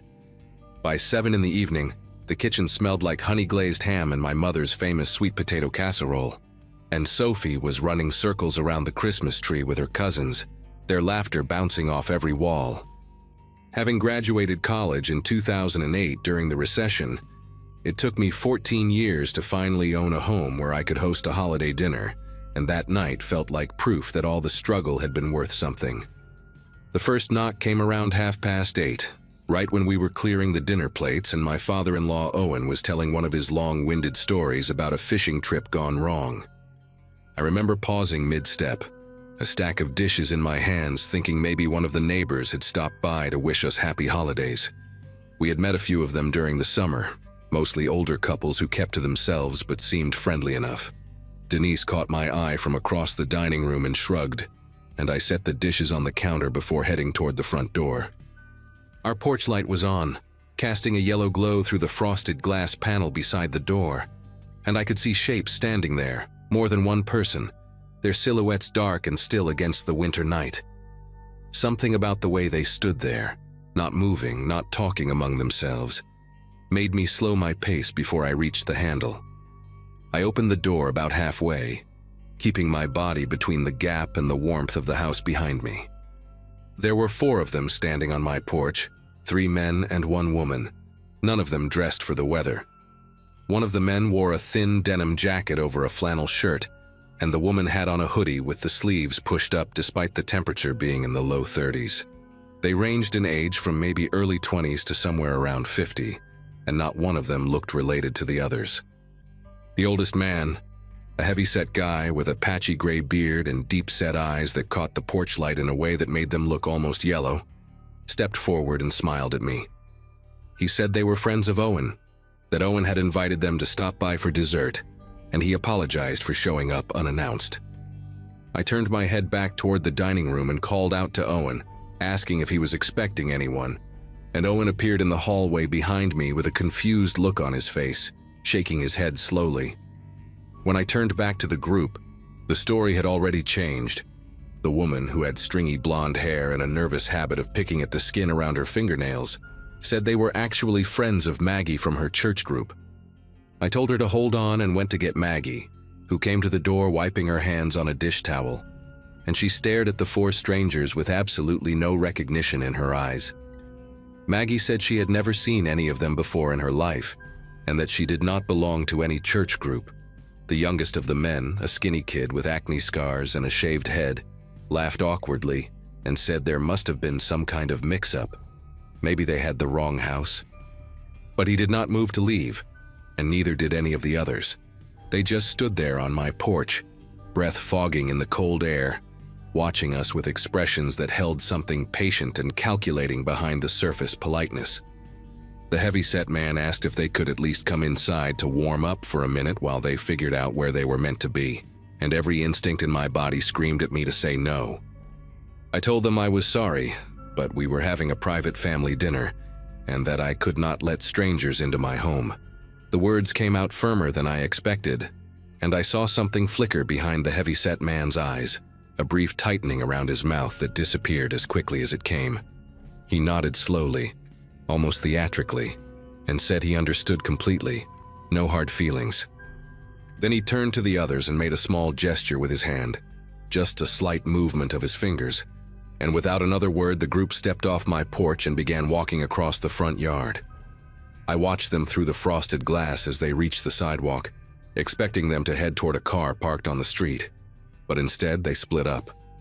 The woman and the young guy with the shaved head went left, disappearing around the corner of my neighbor's fence, while the heavy-set man and the fourth member of the group, a wiry man in his 40s who had not spoken a single word the entire time, went right and vanished into the shadows between the streetlights. I closed the door and locked it, then stood there for a moment trying to convince myself that everything was fine. Owen asked what that was all about, and I told him I had no idea.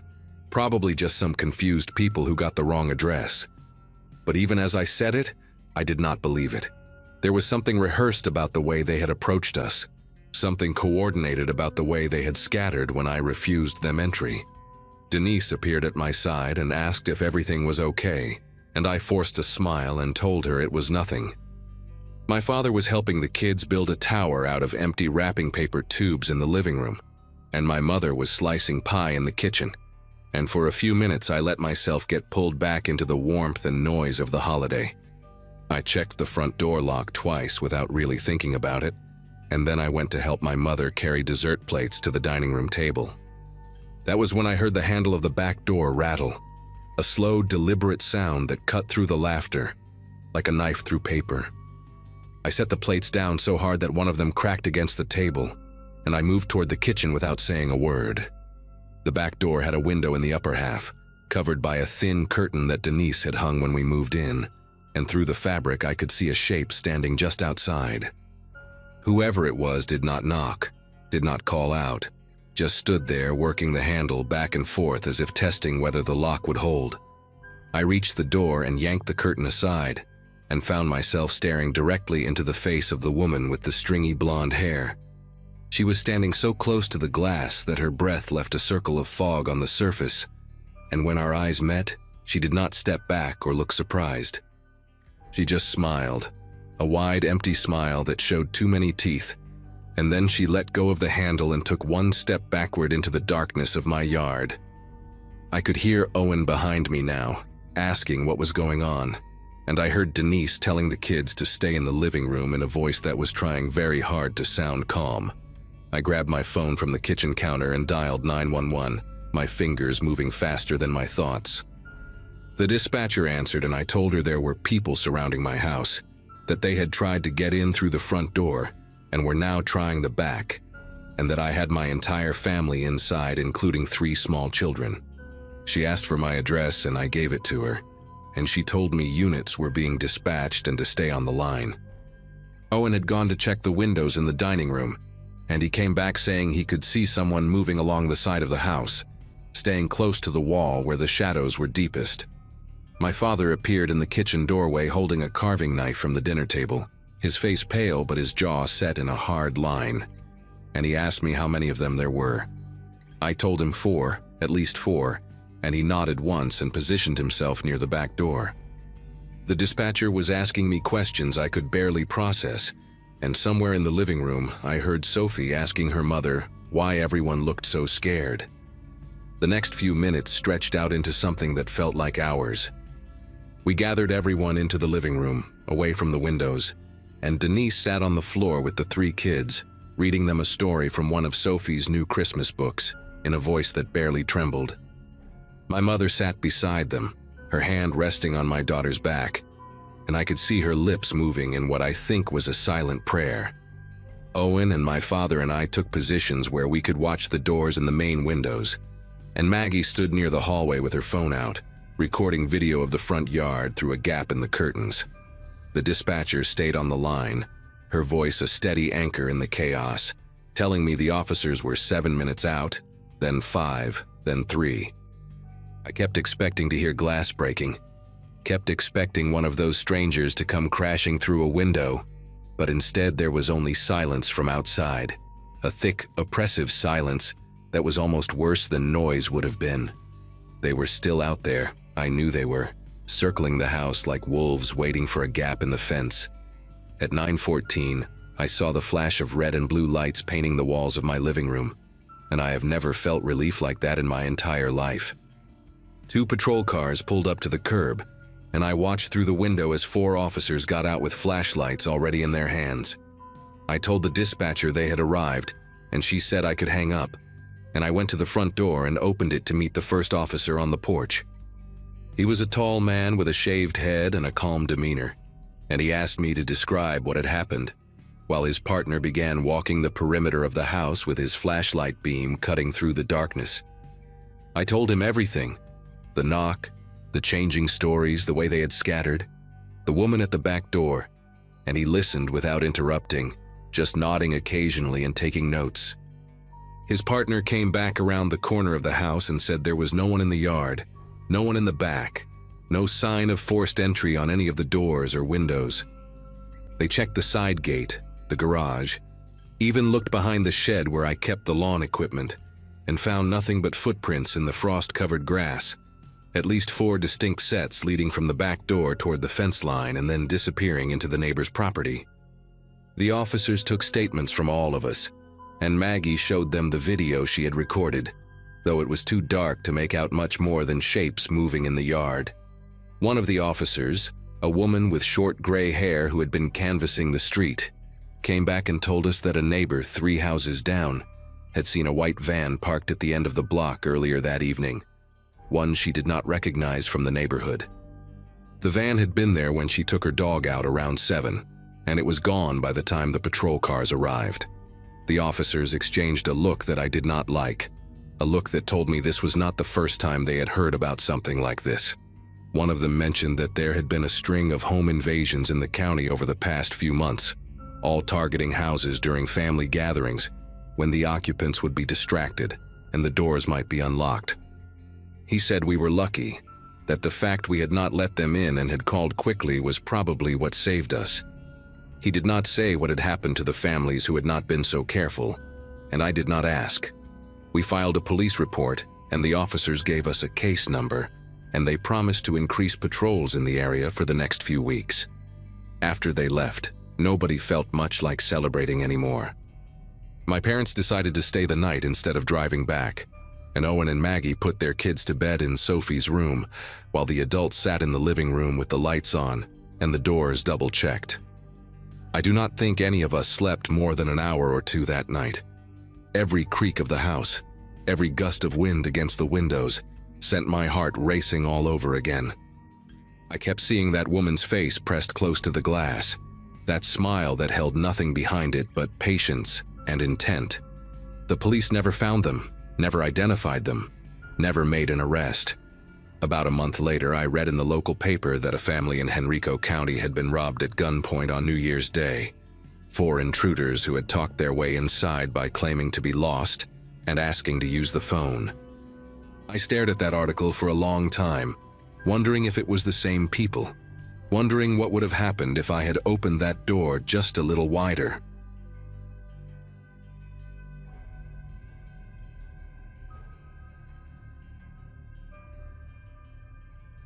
The winter I took that night shift at the little 24-hour convenience store felt like something I agreed to, out of stubbornness more than necessity.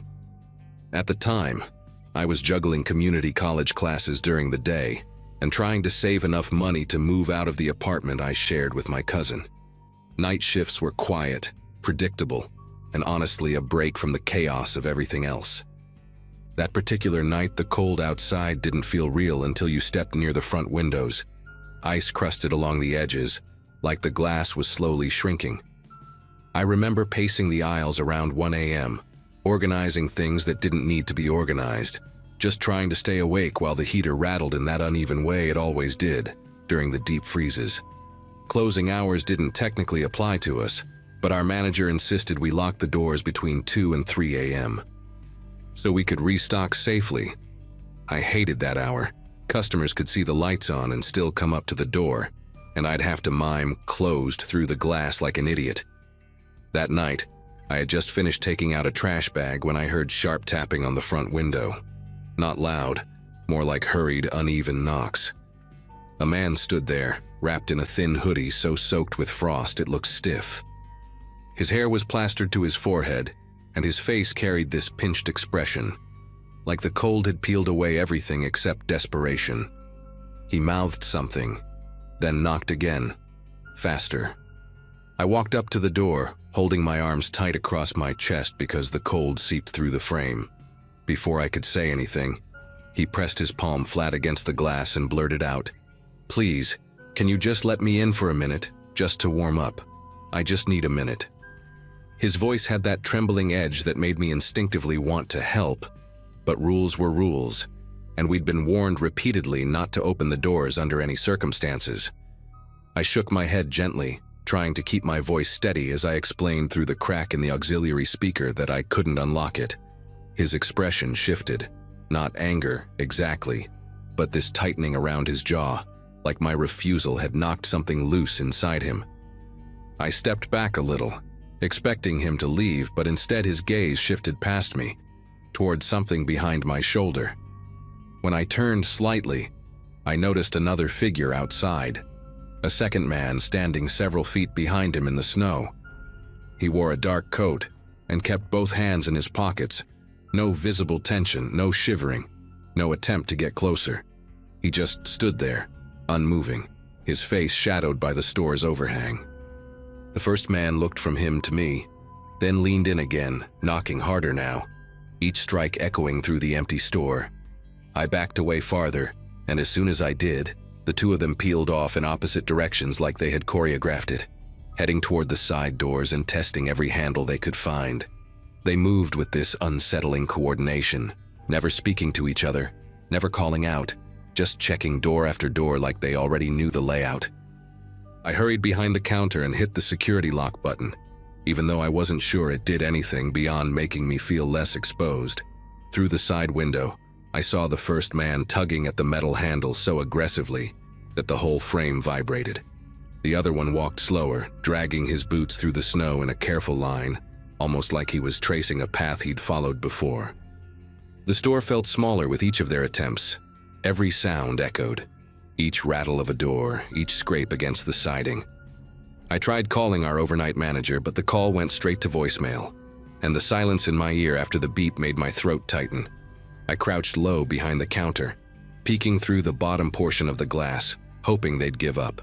Instead, I heard the crunch of snow near the back delivery area. One of them had gone around the building, maybe both. I couldn't see anything from that angle, only the faint blue headlights from a car parked at the far end of the lot. Its trunk was wide open, the interior light flickering every few seconds, as if the bulb was dying.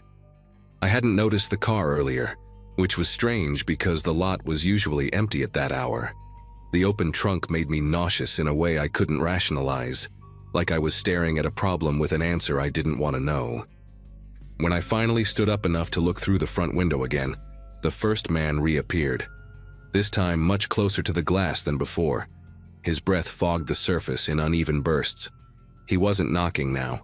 He was staring directly into the store, scanning every aisle behind me as if counting the steps it would take to get to each one. Before I could duck again, he tried the door one more time. gripping it so tightly his knuckles went pale. Then he stepped aside without warning, and the second man came into view from the opposite direction. They exchanged a look, not quite communication, more like they were confirming something silently, and then both walked briskly toward the back of the building again. I grabbed the store phone and called 911, whispering because my voice felt too loud in the empty aisles. The dispatcher kept asking for details, but all I could do was describe the two men circling the building and the open trunk in the lot. While I was on the call, a sharp metallic clang hit the back door, followed by another and another, steady, deliberate strikes. I told the dispatcher about it, and she said an officer was already en route, but the closest one was several minutes away. I remember pressing my hand against the underside of the counter to stop myself from pacing, trying to decide whether to hide in the storage room or stay where the security cameras could see me. Before I made up my mind, the clanging stopped, replaced by a long swiping sound, like someone dragging something heavy across the ice near the back entrance. The dragging sound moved slowly along the rear wall of the store, pausing every few seconds before continuing, as if they were positioning something or testing angles. I stayed crouched, barely breathing, trying to listen through the hum of the outdated freezer unit behind me. Then, without warning, the security lights on the side of the building flickered on, casting a sharp white glow across the snow. In that brief illumination, I saw both men standing near the corner of the lot, not at the door anymore, but beside their car. The first man paced in a tight circle, rubbing his sleeves like he was warming up for something, while the second stood motionless beside the open trunk. Whatever they were doing, it felt deliberate, like there was a sequence to their actions that I wasn't meant to understand. The harsh lights clicked off again, plunging everything back into that bluish winter darkness. I ducked out of sight, terrified they'd seen me watching. A few seconds later, I heard a new sound, the slow crunch of footsteps approaching the front door once more.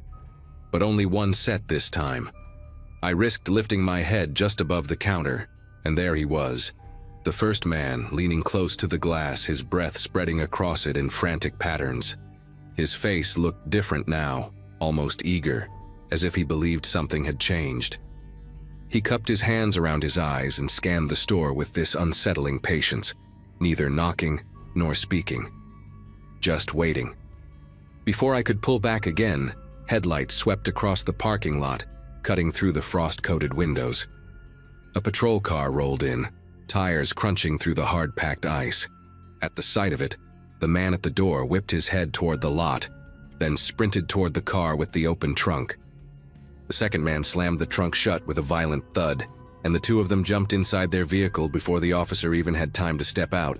Their engine revved hard, fishtailing as they tore out of the lot and disappeared down the road, spraying snow everywhere in their rush to get away.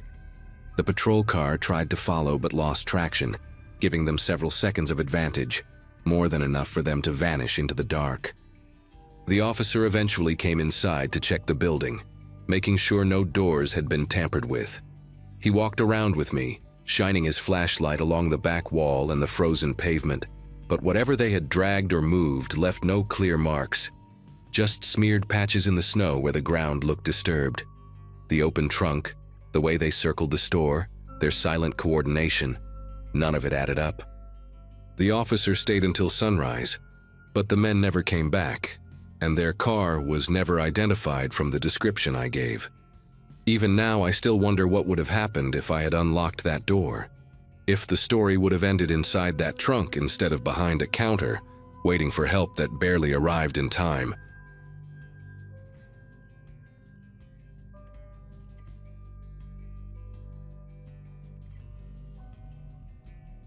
The evening had turned into one of those stubborn winter storms that seemed to appear out of nowhere, even though the forecast had only hinted at flurries.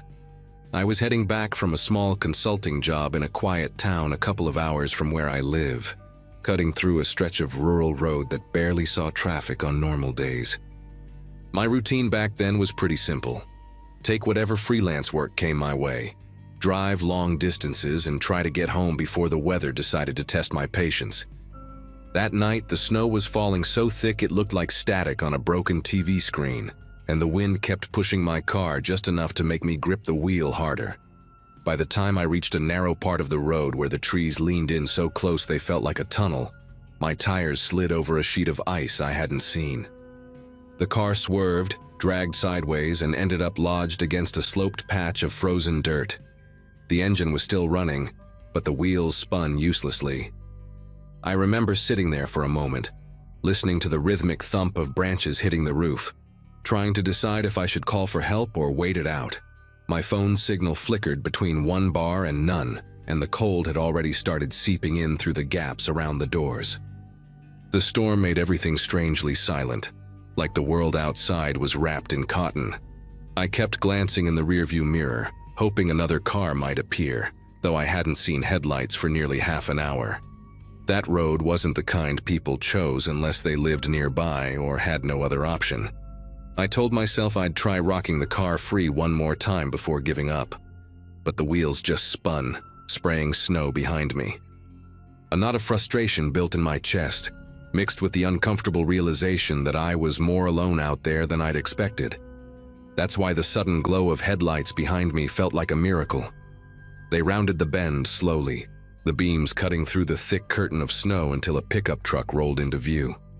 Its engine rumbled louder than I anticipated, and it stopped a little closer to my bumper than people usually do in weather like that.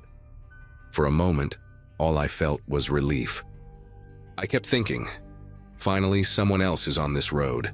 Someone who might have a tow strap or at least a phone signal strong enough to call a real tow truck. Before I could even get out of my car, 2 men stepped out of the pickup, their silhouettes outlined by the headlights. Both wore reflective vests, the kind road crews or volunteers might use.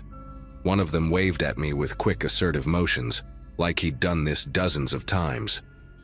The sight made my tension ease just a bit, enough that I opened my door and leaned out to talk to them.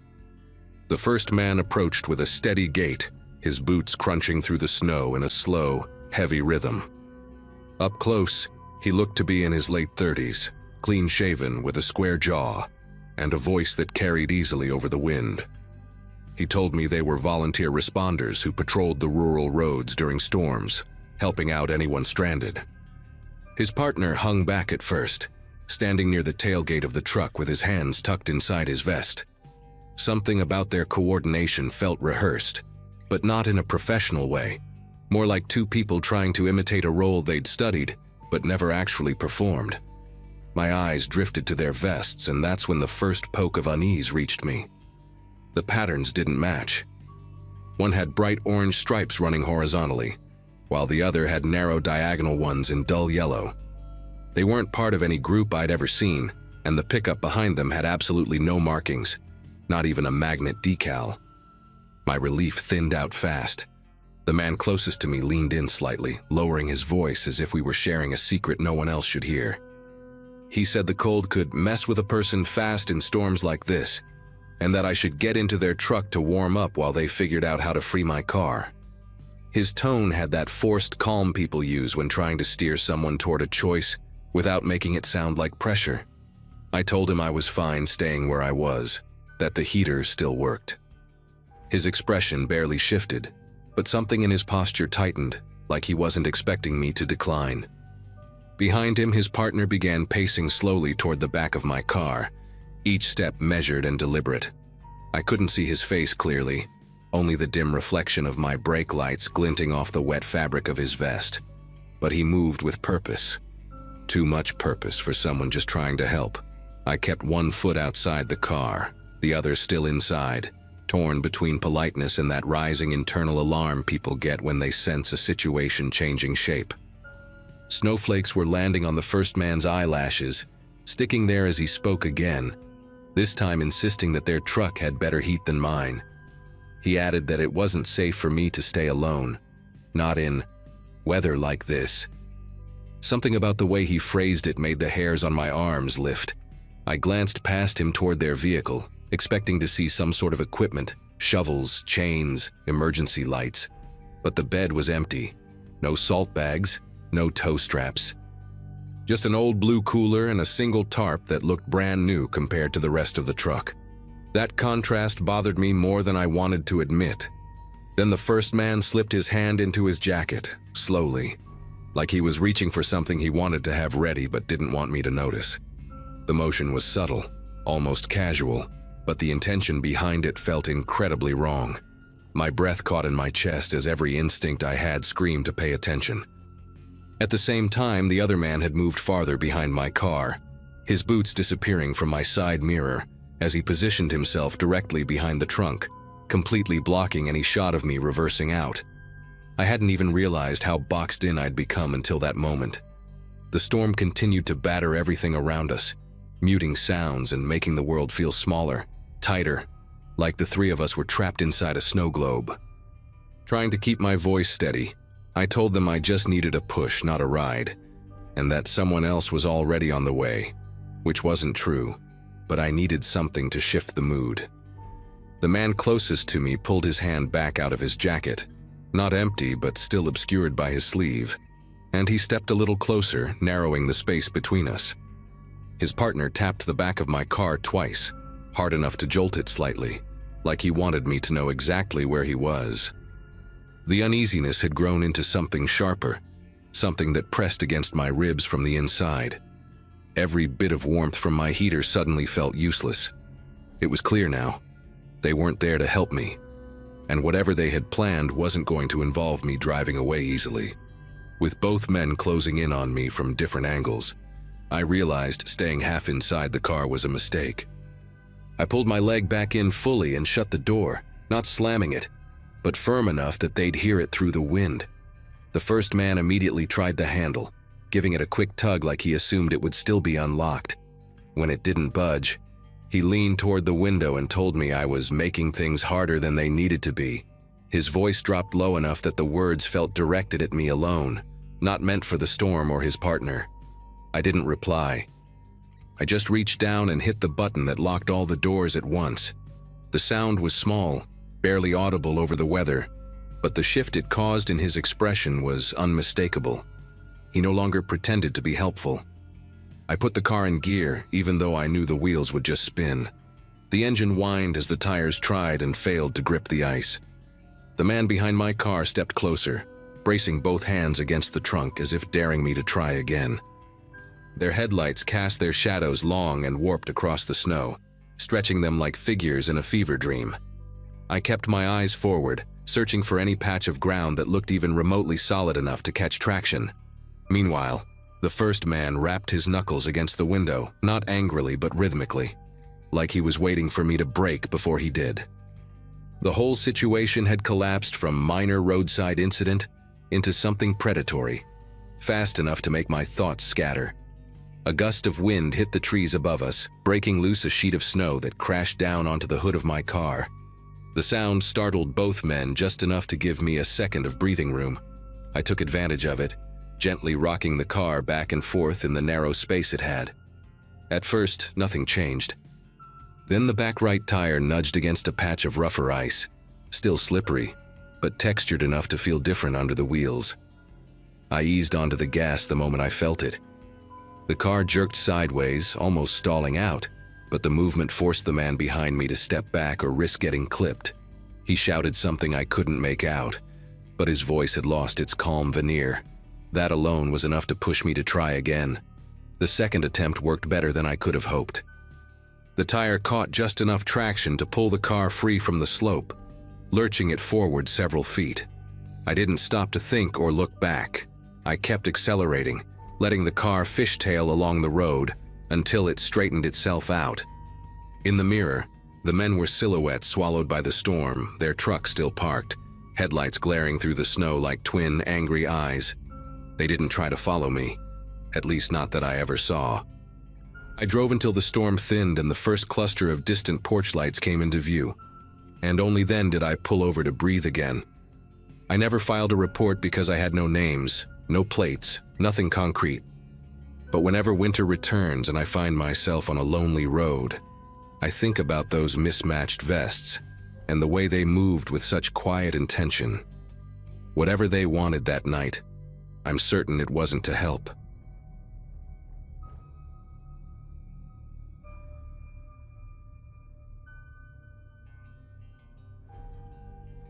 Snow trips weren't really my thing back then, But that winter I was trying hard to get out of a rut, so when my friend Jordan suggested a quick day hike on a popular trail near his town, I went along without thinking too much. Life was quiet for me in those days, working remote, barely talking to neighbors, spending most weekends trying to pretend I wasn't feeling stuck.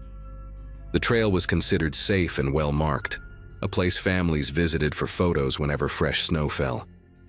That morning the sky had that chalky gray look that makes the whole landscape feel flat, and Jordan kept joking about how it felt like we were walking through an old postcard. I remember noticing how the cold made every sound snap sharply, like twigs breaking much closer than they really were. Nothing seemed strange at first. We were just two friends trying to shake off the winter blues. The hike turned eerie faster than either of us expected. About an hour in, a scream sliced through the trees, high, raw, and panicked, the kind that makes you instinctively lock your jaw. Jordan stopped mid-sentence, staring at me like he wasn't sure if I'd heard the same thing. The sound didn't resemble any animal I knew, and the woods around us went unusually still right after, as if the whole place was listening. We followed the trail a little farther, half expecting another hiker to run past us asking for help. But no one appeared, and the silence kept stretching in this heavy, unnatural way. I remember tugging my scarf up to my chin, not because of the cold, but because the air suddenly felt too open. Curiosity eventually pushed us off the trail. The snow was fresh enough that anything moving through the area would have left tracks, and we figured we'd at least find signs of some animal in distress. Instead, we found a single line of human boot prints, deep, sharp impressions that veered into a narrow pocket of trees where branches formed a kind of crooked arch overhead. No paw prints, no drag marks, nothing suggesting wildlife. Jordan tried to call out, his voice echoing strangely like it was bouncing off something farther away. The boot prints looked recent, maybe minutes old, and something about how they were spaced made my chest tighten. They were steady, deliberate, not the footsteps of someone running in fear. We followed them only a short distance before spotting him. A man stood between the trees about 50 yards ahead, wearing a dark coat dusted with snow, his posture rigid as if he'd been waiting for us to notice. He didn't wave, didn't speak, didn't even shift his weight. He just stared in our direction with an intensity that made the cold feel sharper. Jordan tried calling out again, but the man didn't react. He simply turned and walked deeper into the woods, leaving that same neat trail of prints. Something in the way he moved, slow, unhurried, almost guiding, made me uneasy, but Jordan insisted we shouldn't assume anything bad. Still, when the man reappeared a second time, standing even farther out but in the same rigid pose, I remember feeling a creeping realization that he was leading us somewhere, not trying to escape us. Snow kept drifting down in soft, uneven sheets as we moved deeper into the trees, following the boot prints without speaking much. The official trail had vanished behind us, swallowed by the cold air and the dense branches overhead, but neither of us wanted to admit how turned around we were. Each time we paused, a faint sound would carry through the woods, sometimes a short, clipped cry, other times something that mimicked a distant gasp. It felt like whoever was making those noises was always just out of sight, shifting positions the moment we tried to pinpoint them. Jordan kept glancing back, like he expected the man to appear behind us again, but the only thing visible was this dull, washed-out landscape smudged with gray light. We spotted the man for the third time near an old, half-fallen pine. His coat looked heavier now, weighed down by accumulated snow, and he stood at a strange angle, as though his feet were planted, but his upper body leaned slightly forward. What unsettled me most was how perfectly still he held himself. No visible breath, no twitch of his shoulders, no adjustment for warmth. As soon as he saw that we were looking, he stepped away into a narrow valley between two ridges. It wasn't a normal walking motion. It was too smooth, almost practiced, like someone retracing steps they'd taken too many times. Jordan muttered that maybe he was injured or confused, but I kept focusing on the fact that he never once tried to signal for help. The screams came again, sharper and closer than before. This time they ricocheted between the trees in a way that felt intentional, like they were being projected from different points. I remember stopping so abruptly that the cold bit through the back of my knees. We listened, really listened, and realized the echoes weren't random. They circled us. Jordan whispered that we should go back the way we came, but the snow had already filled in most of our footprints, and every direction felt identical. The only path still clear was the one the man had made. For a moment, I felt this childish urge to call out and demand whoever was screaming to speak clearly, to say something human, something grounding. But my throat tightened each time I tried. We followed the valley the man had taken, mostly because it was the only choice that didn't feel like pure guesswork. The air there felt heavier, muffled in a way I'd never experienced outdoors. The trees grew close enough that their branches curved overhead like ribs, and the snow beneath them looked untouched, except for the prints we kept trailing behind. Then Jordan grabbed my sleeve and pointed. There he was again, standing perfectly still in the center of a small clearing, waiting. He lifted one arm, not waving, not beckoning, just raising it slightly as though marking a direction. And as we watched, the surrounding woods let out one long, dragging scream that didn't sound like any living creature I could place. It felt rehearsed, almost mechanical, and it came from everywhere at once. The man lowered his arm and turned away again, slipping between a cluster of trees so densely packed, they looked like they were stitched together. Jordan wanted to yell at him, to demand he stop and explain what he wanted, but the scream that followed cut him off. It came from just behind us, even though there was no one there. I spun around so fast my boots slid on the ice, and the only thing I saw was a thin trail of snow falling from a branch, as if something had brushed past it seconds before.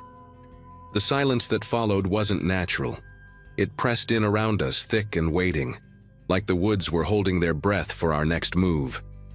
Jordan leaned close and said we shouldn't follow the man anymore, that we needed to pick a direction and commit to it, even if we weren't sure. But the truth was that any direction besides his felt like stepping blindfolded into a void. We walked quickly, choosing a path that angled slightly uphill, hoping it would lead us back toward the main ridge. For a few minutes the forest seemed calmer, the sounds settling into their normal winter hush. Then the boot prints appeared again, not ours, but his, cutting across our path at a perfect right angle, as if he'd predicted exactly where we'd try to go. They were fresh, impossibly fresh. Jordan stopped walking altogether, staring at them like they'd sprouted out of the snow. I remember whispering his name and feeling this strange heat rise in my chest, the kind that comes from being watched. We didn't see the man right away, but I knew he was close.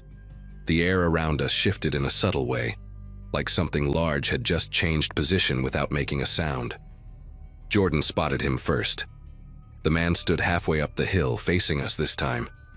His coat hung strangely on his frame, stretched in places where it shouldn't be, and the snow around him looked disturbed even though he stood perfectly still. The worst part was his head. It was tilted at an angle that made my neck ache just looking at it, as though he was listening for something behind us rather than watching us directly. Jordan whispered that we should go around him, skirt the hill and head toward the open clearing he pointed out earlier on our map. But when we moved sideways, the man shifted instantly, mirroring our angle without taking a step. It didn't make sense. 1 second he was yards away. The next he was aligned with us perfectly again. Like the distance between us had folded. We bolted, not elegantly, not bravely, just pure instinct. Branches snagged our sleeves, snow kicked up behind us, and my lungs burned from the cold. The woods blurred into streaks of white and brown, and for a moment I didn't even care which direction we were going as long as it was away from him. When we finally stumbled into a clearing, an area with a faded wooden trail marker half buried in snow, I nearly collapsed from relief. Civilization had to be close. Behind us, the woods settled into an unnatural quiet. No screams, no footsteps, no figure watching from between the trees. It was as if the entire forest had shut its eyes. Jordan and I didn't talk much on the way back to the parking lot. We kept expecting to hear another cry or see that man standing somewhere behind us, but the woods stayed silent the entire hike out. When we reached the trailhead, a pair of rangers were checking the posted conditions. They asked if we'd gone off trail because they'd found sets of boot prints leading into areas no one should be wandering this time of year. We told them everything, every scream, every appearance of the man, and one ranger's face tightened in a way he tried to hide. He said people got turned around easily in winter. That sound behaves strangely in the cold, and that sometimes you convince yourself you're being followed when you're not. But then he added quietly that if we ever heard screaming in that forest again, we should leave immediately. No investigation, no heroics, just leave. We never found out who the man was or why his boot prints kept crossing ours in places we knew we'd never walked. But I haven't been back to that trail since, and Jordan refuses to even drive near the area. Whatever was out there that day didn't want help. It wanted us deeper in those woods. And if we hadn't run when we did, I'm not sure either of us would have found our way back out.